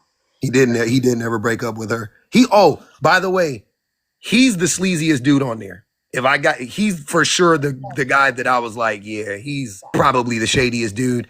The other dude is just, I just think he's a. I honestly don't even think that he's necessarily a bad guy, right? I do think that he is, and I'm just like grading. You know, once again, I'm grading on the curve. I don't think he's like a bad guy. I think that the conservative dude with the woman that has the sister that's in the LGBTQI community, and he's like churchy, and then he's like, yeah, my God allows for me to love gay people and all of that stuff. And then he said like he didn't care about politics. Like he should just get a conservative woman. Yeah, but he doesn't want that. But he doesn't want that. That's it's super annoying. Like you could see it a mile away. Like, bro, Yeah. just leave that woman alone. Never do. And I mean, it's on her too because he was very clear about like, no, I really don't care. Like, I really don't care. I don't know this stuff. I stay out of it, like all that. And she was like, well, okay. I think that's annoying. But like, she didn't, like, that's clearly not a deal breaker for her either. So I'm like, it's just going to be one of those things where like a slightly liberal white woman is going to give up what little like values she has to end up with a man because he picked her, and like eventually she's going to come over to his side versus him coming over to her side. Like she's a lot more likely to be like an anti-vaxxer in a few years than he is to attend like a BLM march. Yes.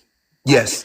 Yeah. So it's not so based on that take then, because that's pretty much what so they're not that far from each other, so it's not that crazy that they're ending up together. You know what I mean? I think that like the clip, I think that because the people haven't been watching the show, then you watch that clip, it seems like, oh man, she's like, but like you said, that's what I got from it. I was just like, yeah, she just seems like what she actually said that she didn't start paying attention to politics until George Floyd, which I'm like, that wasn't that long ago. But she's young though, right? I mean, you know, she's younger than me, so I don't, you know. But I was like, that's what took you to pay attention to politics. But whatever, right? Everybody has their canon moments or whatever. That's fine. And her sister is gay, so that also, right, like changes her outlook. And it seemed with her, it seemed like everything was very personal and not like political. It seemed personal and not political, which to your point, I think that ultimately it's going to be where she just acquiesce to like whatever he wants. And then, you know, in 5 years you look up and she's like wearing a MAGA hat. You know what I mean? Like that's, you know, in that church every Sunday, you know? Watched it happen. And somebody said, like, somebody in here in my life came in and said, like, I know somebody that knows her and they're definitely not together. But I doubt that even if that's true, like, I doubt that they broke up because of her, like, values or beliefs. There was probably something else going on. But she already made it very clear that she's willing to stick beside him.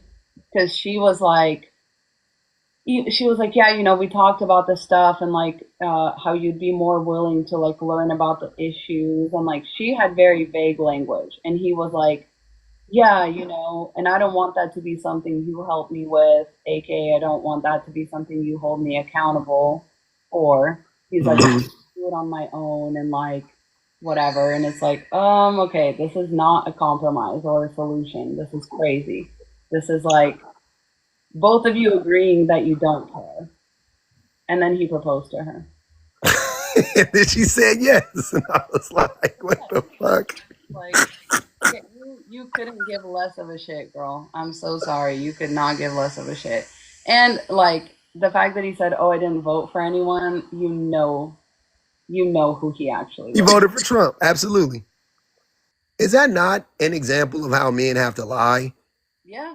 to get with women? Like, even if you think it's like, oh, that's an innocuous lie, it's really not. It's a big lie to me. But um, isn't that a perfect example of that? Like how men always have to like mask and manipulate, like just to get any access to a woman, and then they act like that's like normal though for me. You know what I'm saying? Like that's like normal. That's not like out of the you know regular range for men to lie about their brand of politics or politics. I barely pay attention to that stuff. Whole time he has a fucking paid subscription to Newsmax, and you know what I'm saying, like, Oh yeah. and reads a Drudge Report every day. So yeah, man, I don't know. It was the only, I would say the only woman on there who I felt like was on some like being manipulative was Madison. Hmm. She was the only one. Like she was in one. She literally went from like one thing, like kind of, she was very serious about one dude, and then in the next one, the dude came in right after that, and then they instantly started talking about Smex. Hmm. I don't know. She was very confusing to me for sure. Like she was definitely like more. You could tell that one of the guys like she liked because he was like validating her as like a schmexual being, and then the other guy she was like more validated by him like emotionally or whatever. First guy was the one that, yeah, the first guy was like you would call him like the nicer guy, and the second dude was like the more like flirtatious. They have more of like a, if you can, in that instance, like a physical attraction. Yeah, I can see that because that's what it felt like. I was like, why are you? She just went, and it wasn't even like the guy had to say much to get her to start talking about it either. It wasn't like he set her up for it. Oh yeah, no. No, she was definitely like coming out, and she was kind of giving me the same vibe as like men who mirror different women differently. Like because the other guy came in with, oh, I was bullied in high school and I have these like emotional, like he was a manipulator too, but he came in with, I was bullied in high school and I have this anxious attachment style and I was hurt in the past and whatever. So she was like, oh, okay, so I need to act differently around him. And then the other guy was like, all fun and games and like, oh, I'm just like this fun guy and like what kind of Halloween costume do you wear? And so she just was matching their vibes differently, but that's to me that always gives like sociopath or narcissist, because why wouldn't you just be yourself? It's interesting because, yeah, that's a great take. That is what she was doing. That's exactly what she was doing, dude. That was funny. And I Uh, was like kind of surprised by some of their reactions to her because I think she's very used to being validated on her looks in real life. So I think yes. some of the things she was saying like were not landing as well as she thought, and she was very confused. Like, wait, this Normally this works. Hmm. like they can't see you. I know you have pretty privilege, but they can't see you right now. So it's like you're not like she was so like I think she was just surprised that nobody picked her like very quickly, and like yeah, I think she wanted that validation more than anything. Do you think that she was like, you remember Jessie, I believe, from the last season or the season, I think she was on the last season. She was like really attractive. Jessica. She Yeah, yeah, Jessie, I yeah. do. Mhm. She gave me like that kind of vibe. Like you said, I think it was they just never get told no ever by any man, you know what I mean? And then now they're here like competing for a man, and that's like not what they never have to compete for a man in real life. That'll never happen. Mhm. And they just didn't know how to deal with it. Yes.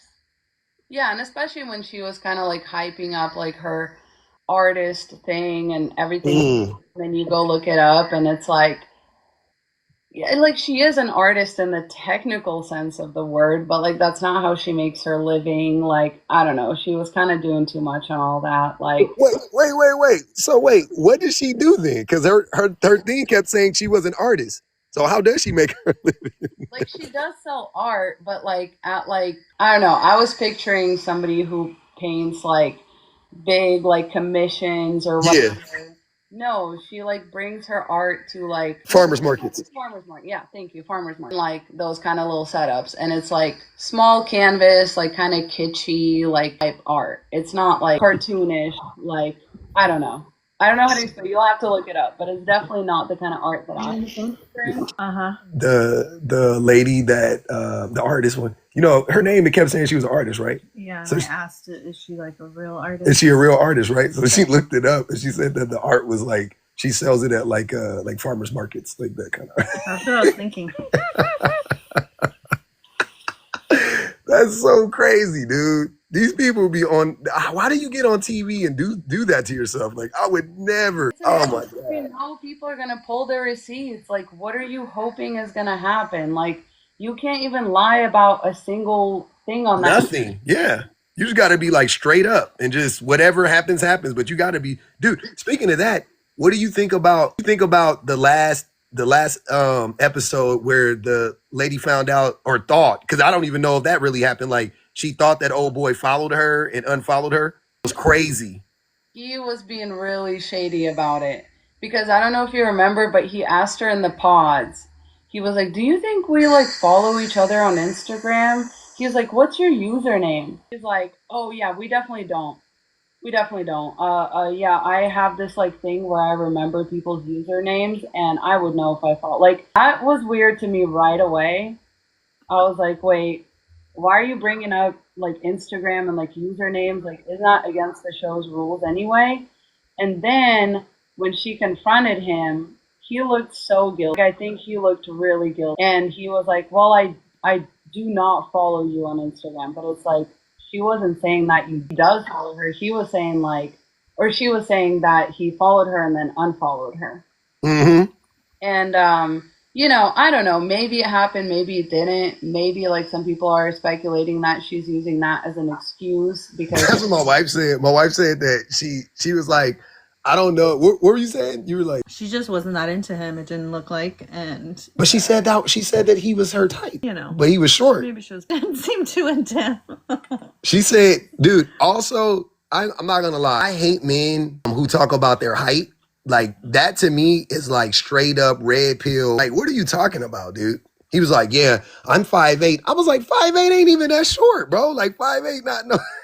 Like you're okay, bro. Not anomaly. yeah, and I do think that if he was like super duper attractive or something, or if she was really attracted to him, like maybe it wouldn't have been as big of a deal to her. Mm-hmm. But the way that he kind of reacted to being called out, it wasn't like he wasn't like, "Oh my gosh, like I'm genuinely confused. Like what are you talking about?" He was kind of like listening and nodding like he was already in trouble. So I think two things can be true at once, right? I think that he followed her and unfollowed her, and I do think that that was a bigger deal to her because she is not physically that attracted to him. Like I think two things can be true. Yeah. And Yeah, missed that part because we fast forward the we pod. did fast forward a few, like towards the end, towards the pod, it was, dude. It's kind of painful to get through, but that's why I have some of these like more nuanced takes on things because that's how I used to watch Love is Blind. Like I would fast forward a lot and I ended up missing a lot of the like shit Little. up, you know? Because the way he was talking to her in the pods about the Instagram thing, I was like, weird, weird, weird, weird. I've never seen that happen before. I, you know, like maybe they brought that into the editing process, like as the stuff came out, like maybe more people do talk about Instagram. I don't know, but it was just weird that he brought it up, asked for her username, and then no, I would have known if I follow you. Like you really you know everybody's username that's on your Instagram. I don't know what's weirder. Like I don't. It's kind of like Dude, I don't know if you're helping or hurting yourself with that one because what's weirder, the fact that you would like remember somebody's username like that, or that you, I don't know, like you're just way too active on social media, dude. Why did he unfollow her? Also, is like, did he like he didn't know they were going to be on the show together or anything like that? But just that's weird that you would follow somebody and then abruptly unfollow them for no reason. Like, what is that about? That's crazy. That's what I'm talking about. It's like, what did he? It's almost like maybe he did know that she was going to be on the show. Like, because some people, in the area, like, I even happened to have somebody in my live that was like, oh no, I know someone that knows someone. So it's kind Mm, of like maybe things do happen to circulate. Maybe somebody was like, oh, my friend Taylor is going on Love is Blind. And he was like, oh, and then wow. I don't know. I feel like because he's so insecure, he really might have like planned this out more than we think is like likely because he's so insecure about his height. I think he was so probably afraid of like ending up with a tall woman or something and like that he just wanted to make sure he was gonna like for sure end up with someone um that wasn't gonna have a problem with his height. And It he just latched and he latched onto her like right away. It's as soon as they were like the first people that they right like they were like the first couple that were in the pod together. It was like right away. I think they were like I'm saying like in the first episode, it was like he walked in and they instantly were. She was just like, "Oh my god," and like liked him like right away. hmm hmm That was crazy. Damn, dude. Yeah, I see. I don't put anything. I don't put anything past the dudes, or I mean, I don't put anything past anybody to be honest with you. But like, especially on these shows. you said what? Especially on these shows. Yeah, I Yeah, don't put yeah. anything. Definitely don't put anything past anybody on these shows because people just be wanting to be famous, you know. But man,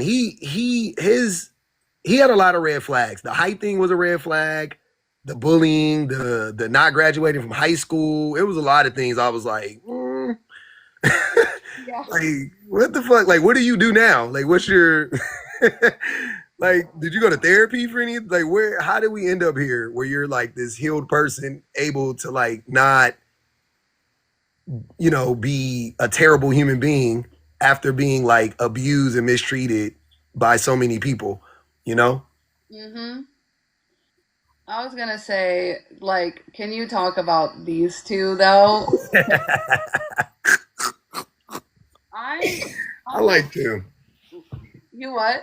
I like them. You don't like them? I like no because I think he's trying to use her as a mommy bang maid. Like, I think that Oh, he is older. I think he likes that. Did you hear his ibuprofen story? yeah. What? Ibuprofen? I don't remember that. Nah, what did he say? I fear you may have skipped over Yeah, I missed that. some really important things because he had this whole sob story about how he got injured playing basketball in high school and he started taking ibuprofen and he was like the whole story was like at first I was just taking like one or two a day and I couldn't tell anybody about the pain and then he's like and it got to a point where I was taking 20 ibuprofens a day. What?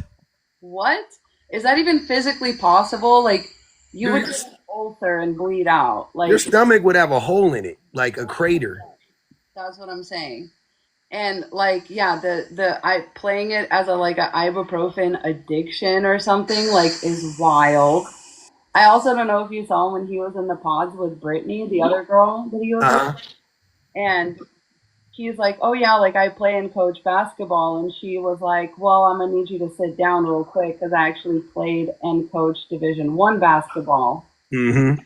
And then his first reaction was like, "Oh yeah, we should go head to head." Like, meanwhile, he's like coaching high school basketball in high school. And I don't know. That was like my first red flag. I was like, that man is a red flag.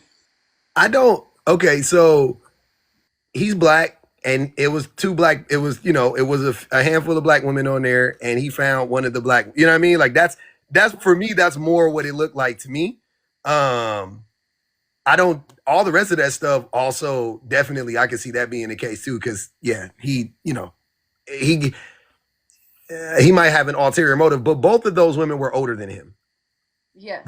You know what I'm saying? And I think that he ultimately chose this woman over the other woman because he said his normal type is like a basketball player, athletic woman. And then he was like, you know how people go in there and they literally will say, I'm trying to step out of my comfort zone. So then they'll go for the person that's not, you know what I'm saying? Like not the normal the norm that they go with or whatever. But it's hard to gauge these shows seriously with black people because you know what I'm saying?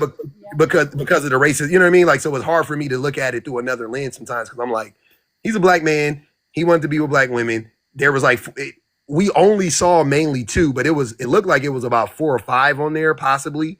You know what I'm saying? So I don't know. But yeah, maybe that's the case. And the two that and he is young, which a 28-year-old, I think he's 28, right? He was 28 and they were 34-ish. I'm guessing something like that.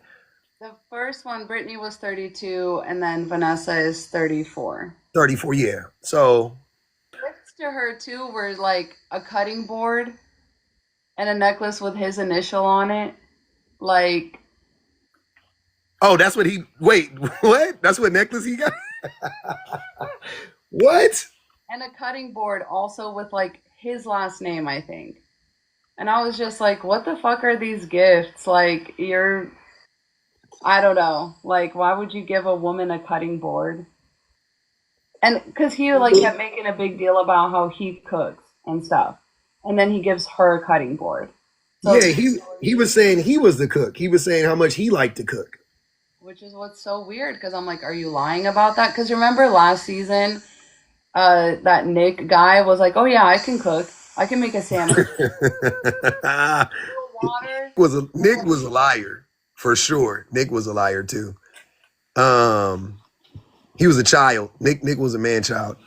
Damn man. Okay. I'm gonna keep my eye on this guy now. Now you got me rethinking my whole little because I'm like, man, I don't know. Maybe I just thought he was like, yeah, man, I'm gonna end up with a black woman, and he picked one of the black women. Like that's what I kind of got from it. And I just thought it was he got down to the two women, and it was like, I'm not picking the basketball woman because I play, you know what I mean? Like those are the women that I always date. And so he wanted to quote unquote step out of his comfort zone, which did he really though? Because she's a cheerleader. I was gonna say like like did he really? Or did he just pick like, I don't know. Freaked out that Brittany was like bisexual. I think that he did not take that well.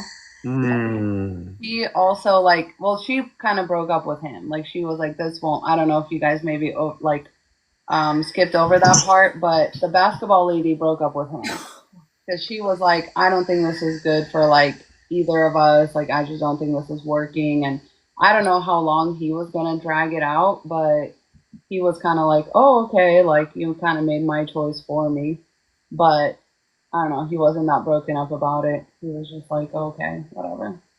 Yeah, because that was crazy when we were like leading up to that. My wife kept saying like, oh, I think he's gonna end up with the I can't remember her name, but the younger one. He was like, oh, she was like, yeah, I think he's gonna end up with that with that woman, and I was like, nah, I think he's gonna end up with the other woman, and then it literally, so that makes sense because she broke it off with him, and it literally was like that, and then he was proposing like the next clip, and I was like, oh, that happened fast, but it was because that the other woman broke up with him, so that tracks. That's crazy. Yeah. No, the men are red flags. Like I don't know. It's just very easy to miss if you're going fast through it. But I made myself sit through all of it, and I was just like I can't do it. None of these couples should be getting married. You don't think any of them are okay? So filter through them. I like them. You don't like them? I like them. The reveal. You thought he was attracted to her. When they did the reveal, I was like, that man does not think she's hot at all. Like, oh, wow. See, I didn't get that. Didn't even try to kiss her. I don't know. Like, it was super weird. Also, she was intentionally trying to, like, crouch down. Yeah. And I was like, what the fuck are you doing? Language was not it. But he was like, you have pretty eyes, and like, that's it. And then in the previews, his sisters or someone is like, this is so weird because you've literally never been with anyone who's not a blonde. Mm. And so I just think, I don't know. I had high hopes for them. In the pods, I was like, okay. But once they met, I was like, they are not attracted to each other. Well, I think she's attracted to She's him. attracted to him, yeah. Which, yeah, the blonde thing. See, how serious do you take that though? You know what I mean? Like, you don't think people could have like I don't know. I think it's weird when people fetishize like certain physical characteristics about people and then seek that out. You know what I mean? Like, I think that is a little. I think it's strange personally. You know, like I joke with my wife about this a lot, but like I I think that it's because I'm with my wife, but like my quote unquote type is like short, dark haired women. You know what I mean? Whatever. But my wife is a short, dark haired woman. So I think it's just like more, I just, you know, I think it's her. I think she, you know, is my type. I think it's her that she made herself my type. And then maybe, you know, whatever, it just affected how I look at other people. But, you know, because prior to that, definitely that wouldn't have been the case, right? Like I didn't date the same looking women or whatever. But yeah. I think some people don't have a type. So like that's different because I also don't have a type. Like I've dated across the board. Yeah, I definitely think some people don't have a type, but I do think it's like kind of a red flag when somebody never goes outside of their type and then they pick you not like having not seen you, and like I think that's gonna cause problems. Because I think if he's always gone for like blonde women in the past, there's something there. There's just something there. Yeah, he might fetishize that. I think somebody asked, why is it always the you know, like physical looks with me?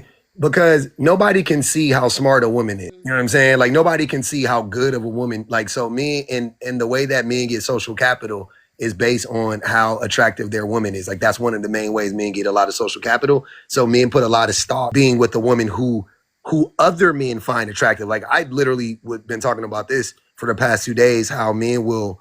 I've seen this happen with my own two eyes.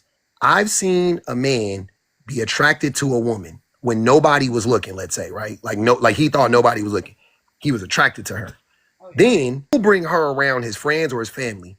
They won't give him the kudos. They won't dap him up the way that he feels like they should. They might even make a comment, right? And then all of a sudden he sours on her. Literally, with my own two eyes, I have witnessed that, no doubt about it. And I was like, and I remember having a conversation with one of the homies when it happened. I was like, but bro, you like her. And like I was like, but you like her though. And he was like, yeah, but man, I don't know, man.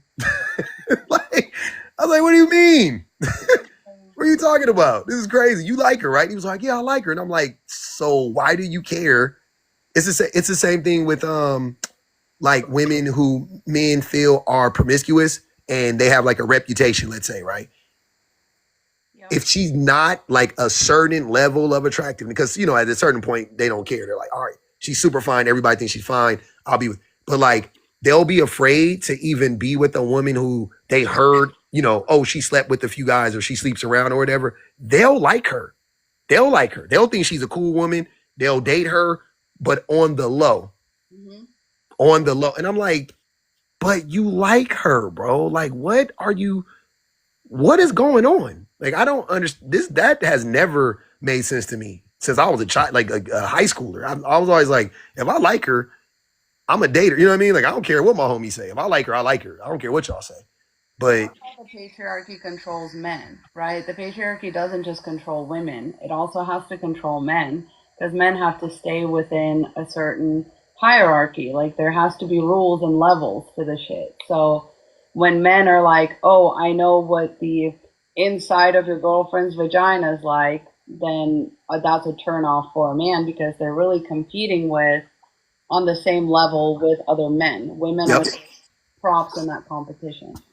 So yeah, I think for this guy, like when he's like, oh, I used to always bring around like these blonde women, or like maybe because he's like such a golden retriever personality, self-described. Um, maybe He did say that. so, That's a red flag. Golden retriever personality is crazy. saying that about yourself, I don't know. And then he just seems really enmeshed with his family too. Like, Mm-hmm. you talk to your family a lot. And like I don't know if you remember, there was one guy that was like making a big deal about, oh, I don't know how my sisters are gonna feel Yep. about me going on the show, whatever. And I think it was this guy that should have been worried about it, because in the previews, it's this guy's sisters. That's getting on him. That's like, Yep. oh, what are you doing? And like, this is so different. Like, you never date girls that look like that. And I'm like, oh, we were worried about the wrong sisters. He wasn't. That's what see. Okay, so you don't think that. Oh, but okay. So he has to be nice. He has to keep up appearances at this point, right? That's what it is. Yeah, I think that's what it's going to be for him, because you do see them at the altar, these two. Yep. And I think either he's going to say no at the very last second, or he's going to marry her because he just wasn't brave enough to say no. Like, Oh no, don't. Not brave enough not to say no and marrying somebody is crazy. That's top tier diabolical type shit right there. That's wild. Who do you think? So of the couples that made, it's 4 couples, right? so we had, One, Devin and two. Vanessa. We have Joey and Monica. 3. Oh, they're already gone. Yeah, they're already gone. They're not gonna make it, right? Yeah, because that's the one that she told him that I don't think they're going to Mexico. Some people said they saw her in the previews. Oh, okay. All right, I'll be shocked. Okay, cool. So that's 3. And then there is, That's 4. and there's Dave and the teacher, Yeah. which Dave was a sociopath. Well, that's what I was talking about. I thought he was the worst. Yeah. Okay. So I might have to recalibrate. I thought he was the worst. He seemed like the most arrogant, most full of himself, most narcissistic, right? Yeah, he was the one that started every conversation with, so what's wrong with you? Mmm. Are you here? Mmm. So he was literally like trying to nag every woman as soon as she came into that pod. And that's a crazy level of projection because you're on the same fucking show, buddy. In the building, sir. You're sitting on the couch across from them. What are you talking about? What's wrong with them? But yeah, that man was really not hiding his true intentions. It's just like women are so conditioned to take those kind of things that men say and kind of run with it in a way that's beneficial to the man. I don't know if y'all heard, but he kept saying like, I've made a lot of bad choices before. Like, I'm really good at making decisions. Like, I've like screwed everything up in my life until now. Like, I've cheated and I've lied and all this stuff. And like, no follow up. But the women were just like, oh yeah, okay, uh-huh. He admitted to being a cheater. Yeah. Straight up. Damn. Yeah, he was So, well, I thought he was okay. This is what I'm saying. I think this is what I'm grading him on. This is the best way I can describe it. I'm grading the men based on the highest likelihood that they are going to abuse, right? Okay. I got him number 1. Number 1. I have him number 1. No doubt about it. He's number 1. Number 2 is the basketball player dude. Oh, okay. Yep. I got him number 2. Number 3, I have weird short guy, 5'8" guy. I got 5'8" guy, and then I got Goldilocks, number 4. In that order, those would be my, if I had to. And the reason why I got the weird dude number 3 is because I think the way that the way that he would abuse would be like, if you leave, I'm gonna unalive myself. Like, he's like that guy, no doubt about it. Yes, absolutely. Like the level of coercion that he's gonna use on some like, oh, so you're just gonna leave me like my mom did? Oh my god, like he's definitely gonna do that without a doubt. Yes. Yeah, he is they're all diabolical in a way. And I think like this dude is also like he's likely to abuse by like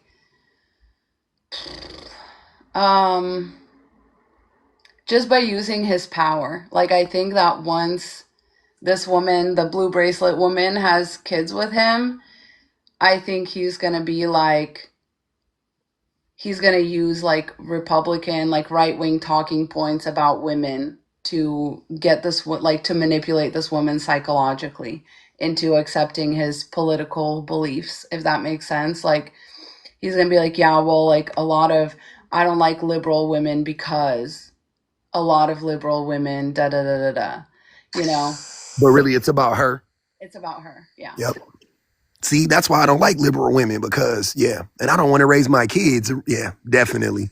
So wait, I didn't mention, okay, so shit, he might be number, because he's a churchy guy, he got to be number 2. See, yeah, he kind of jumps to the top of the list because I think those guys really love dominance and hierarchy and punishment and things like that. So I think it's just always a red flag to me, the religious thing. Like, how are you going to raise kids with a man like that? That's my question. And you're not religious. They're going to be religious, yeah. No, I'm saying, and you're not, like, she's not religious. How are you raising a child, you know what I mean? Like, with a religious person and you're not really religious. Like, you have to be invested in that shit, for real, to do that. So I think she's probably going to turn religious because a lot of these men will make the argument that, like, oh, but church is like a really good place. It's like a really good discipline for kids. And like, you know, it's just a place that we go to every week for community. And, you know, like wait till you meet all the ladies at the church. Like it's going to be nice and you can have childcare. And like the church, like I used to be like deeply involved with, like it's all of these things actually work, you know. The problem with like modern day feminism is that women still have to do everything. So it's very easy to convince women away from it once they get married and have kids. Because it's like, oh, you want to be one of these boss babes that goes to work and then keeps house and attends to her husband and all that. Like, why don't you just be a trad wife? Because then at least you don't have to go to work. And it's like a lot of women fall for that. Yeah, I can see that because capitalism is still at play. And a lot of people want to seek refuge from capitalism.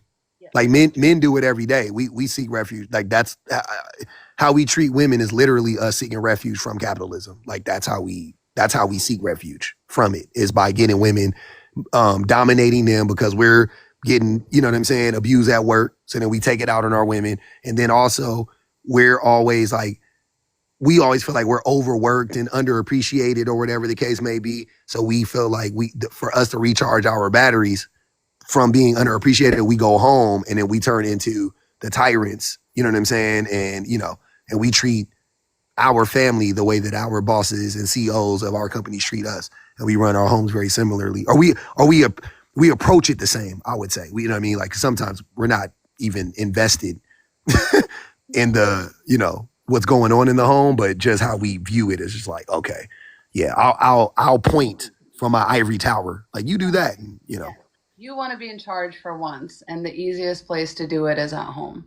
And it's like so easy to convince women that it should be that way because, oh, but he goes to work and he brings home the paycheck. And if he didn't pay the mortgage, you guys would be out on the street. And it's like, yeah, I think also men escape capitalism by having women be like appliances for them. Yeah, do all the labor, 100%. Mm-hmm.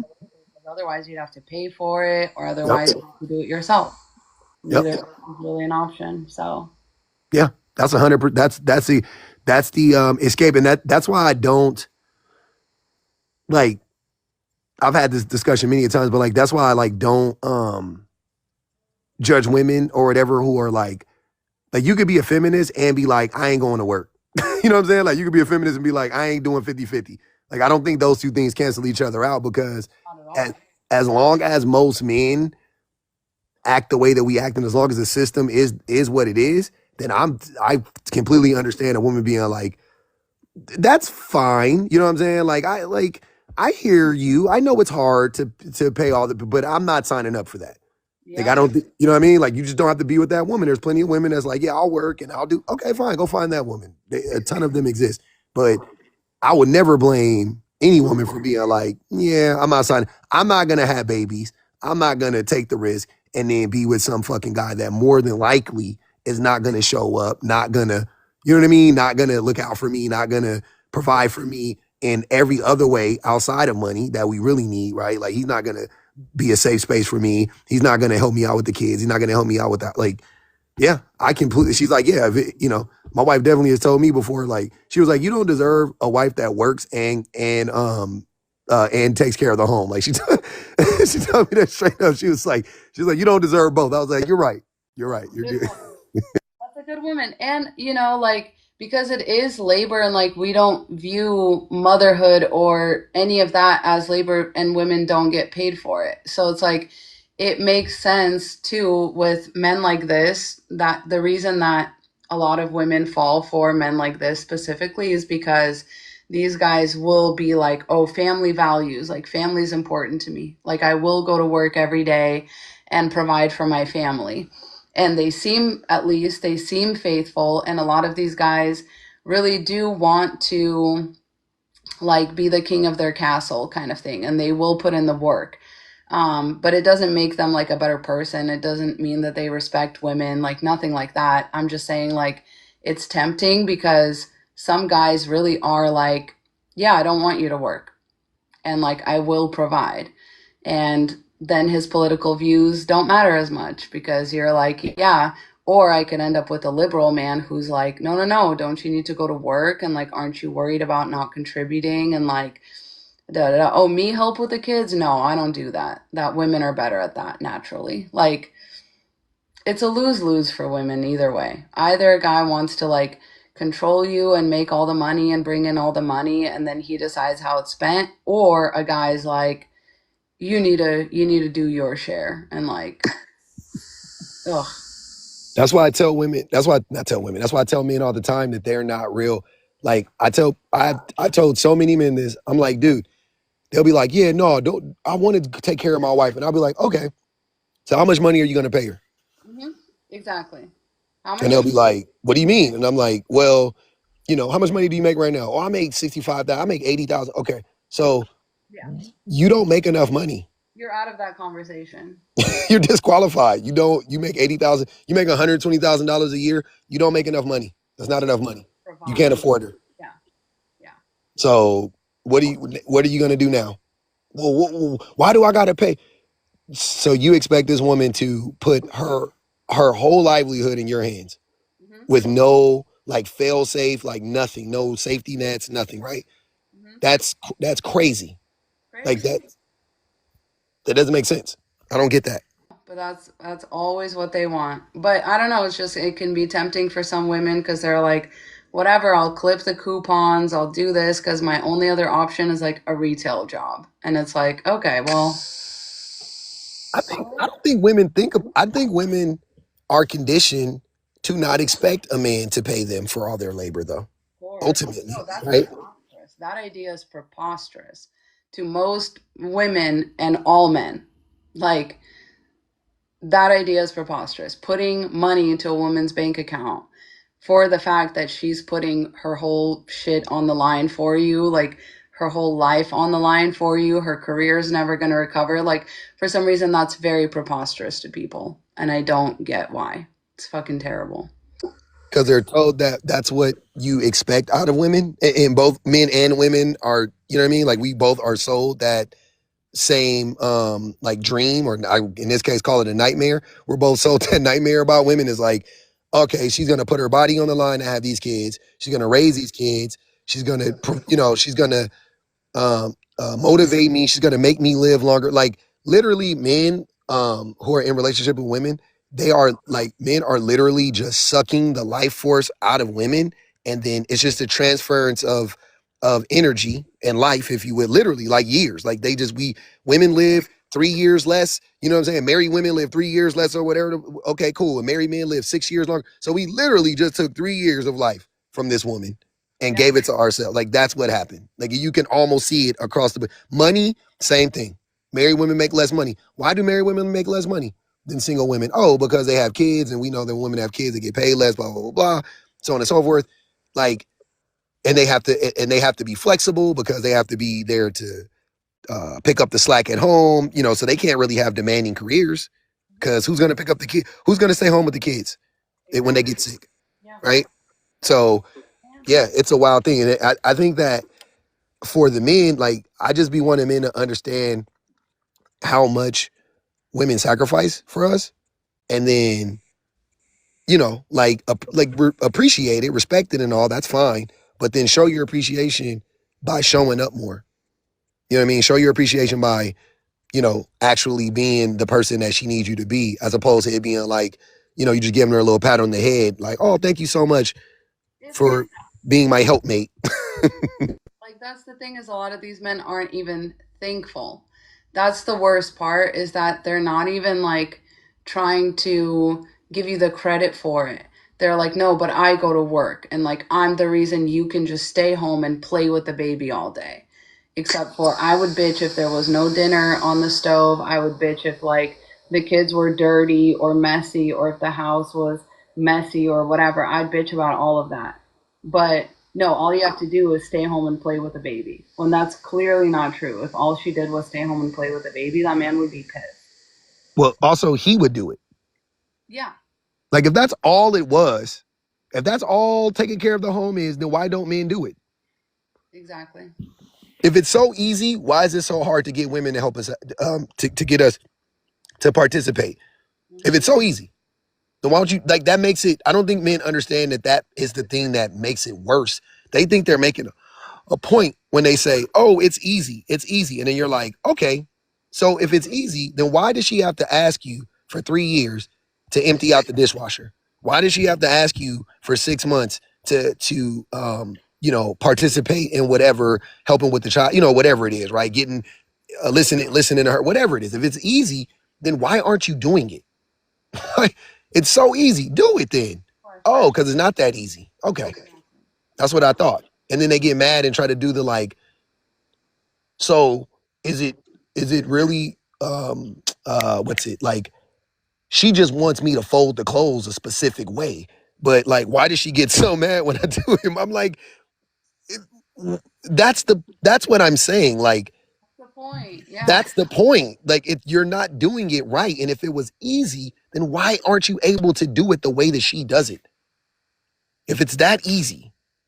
I see a lot of love for Public in the chat, and I just want to use this opportunity to tell y'all we did have him on the podcast, and we ended up talking. I think our like pre-edit was like over 2 hours, so it's gonna be a long episode, and make sure y'all check it out. That's gonna be out next Monday. For some of you, the VIP subscribers, that's gonna be out today. So yes, please make sure that you check it out. And I wanted your thoughts. So I think this was the only lady I haven't covered yet. Did you have any thoughts on her, on Molly? I thought she was cool. I didn't really have anything. I didn't think there was like anything that stuck out about her. I didn't think she was particularly like funny or charismatic or not charismatic or not funny. Like, she was cool. She was I don't know. I feel like she could have. I feel like I don't know if all of her personality came through. I put it like that. Like, I didn't get like a real strong sense of who she was, I would say, like I did with the other people. I agree with that. I think the only thing that I really could tell you about her is that she's a dancer, and Dave was really into that because, she was in that love triangle with him. And I think he liked how inexperienced she was, because she was like, I've never really had a boyfriend. Oh, yeah. She was 31, right? She'd never had a boyfriend. Yep. And so he was like, I think he was attracted to that, like, inexperience. But I also think that once he was like pressed on it, I don't know, he just kept trying to lie to them. And he told Molly that she was his number one. And then he said that he didn't. And then the girls got to talking. And then basically, I don't know, she was like a very gracious about it. She was. Because finally, like, Dave had to like break it up with her, and she was like, okay, well, like that's fine. And I don't know, I just like the conversation she had with what was the other girl? Ashley, Lauren. She was like, Lauren's the teacher, right? The whatever the ex teacher. yeah. Yeah. I was like, I don't know, either he's like really having a hard time or he's just really good at like emotional manipulation. And they were both like, yeah. And then the other girl like clearly did not take anything away from it and was like, yes, I'll marry you, Dave. I don't know. Oh yeah. She wasn't going. But see, that's the thing though. I also think that or I'm thinking of the golden retriever dude. Remember he said he was a dancer and he put the headphones on Yeah. and yeah, that's the guy I'm thinking of. That dude's not a fucking dancer. He's not a dancer. No, I don't think he is He's a either. weirdo for that. I was like, bro, shut the hell up. Like if I were on that show, right, and I were a man on there, two things. A, I would never talk about my experiences with any of the other women. I would never tell you specifically about any of the women. Like I would never be like, oh yeah, I was talking to Lauren and she's super cool. Like I would never mention like a name or nothing. I might talk about like what I'm, just in general, like, yeah, man, I'm down to two, whatever, right? I would never give away any details about anybody that I was talking to ever. Never. I would never do that personally. And so I was curious, like, what do you feel about that? Like, how would you handle that in theory, I guess? Like, because I just always think it's weird how they start like talking about, I'm like, why would you tell people that? Like, I don't know. Yeah, because to me, the only time that people bring up another person is to triangulate, somebody. Exactly. Yeah, like they're not, it's not like in good faith because I don't think that you would want, it's just like it's such a weird setup. Like it's hard to think like what would I do in that situation because this is like my literal actual worst nightmare. So I would never be caught dead in this situation. But like, yeah, I definitely would avoid bringing up every time that people have brought up like, oh, I'm talking to so and so. Like it's just never ended well because the like it's always going to make it weird and like unnecessarily weird because then people are going to start comparing about like looks and stuff. Like when Clay got so upset about AD also talking to Matthew, he was like, Matthew, what are you talking about? Because Matthew was like a white like nerdy looking dude and Clay knew that. So like it just puts people in their feelings because they immediately start thinking about the visual aspect. And it's like, we're not dealing with the visual aspect. I don't know. But yeah, I think the girls figured it out on their own. I don't even think that he was in there dropping names, even necessarily. I think they figured it out on their own.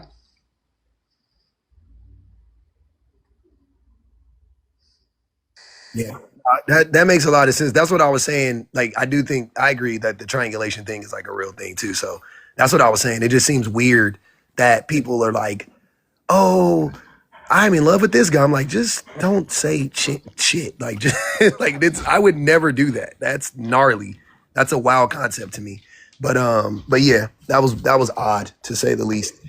I just was curious. But I'm gonna go. I gotta talk to my wife right now. But I appreciate chopping it up with you. And yeah, I'm excited for the episode to drop. It should be super fun. Anytime. Peace Yes. out, everybody.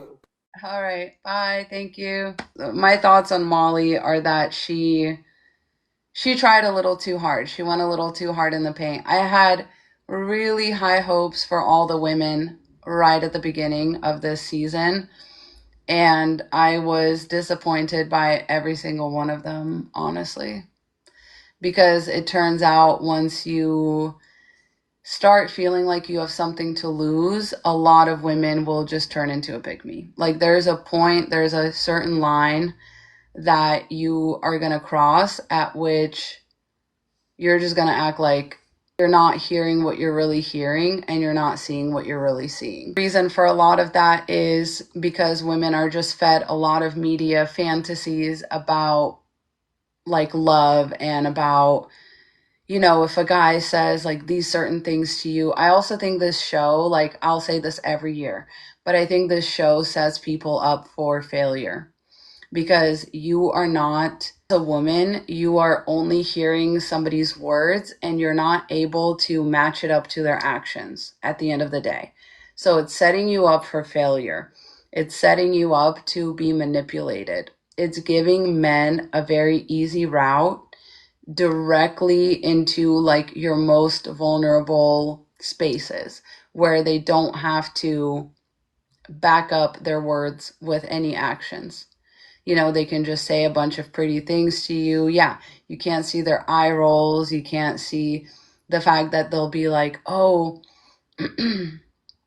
I'm so nervous right now, but they're literally sitting there like this. They're like, oh, I'm so nervous. Like, they're not nervous, you know? They're not really like a lot of the things that men will say about like being in their feelings. They're not actually in their feelings. They just know that women respond well to certain things and that they like, and there's certain things they can say in order to guarantee certain outcomes. Sorry, y'all, my brain is like shutting down. I've been on this live for too long. Please make sure you check out the podcast. I love y'all.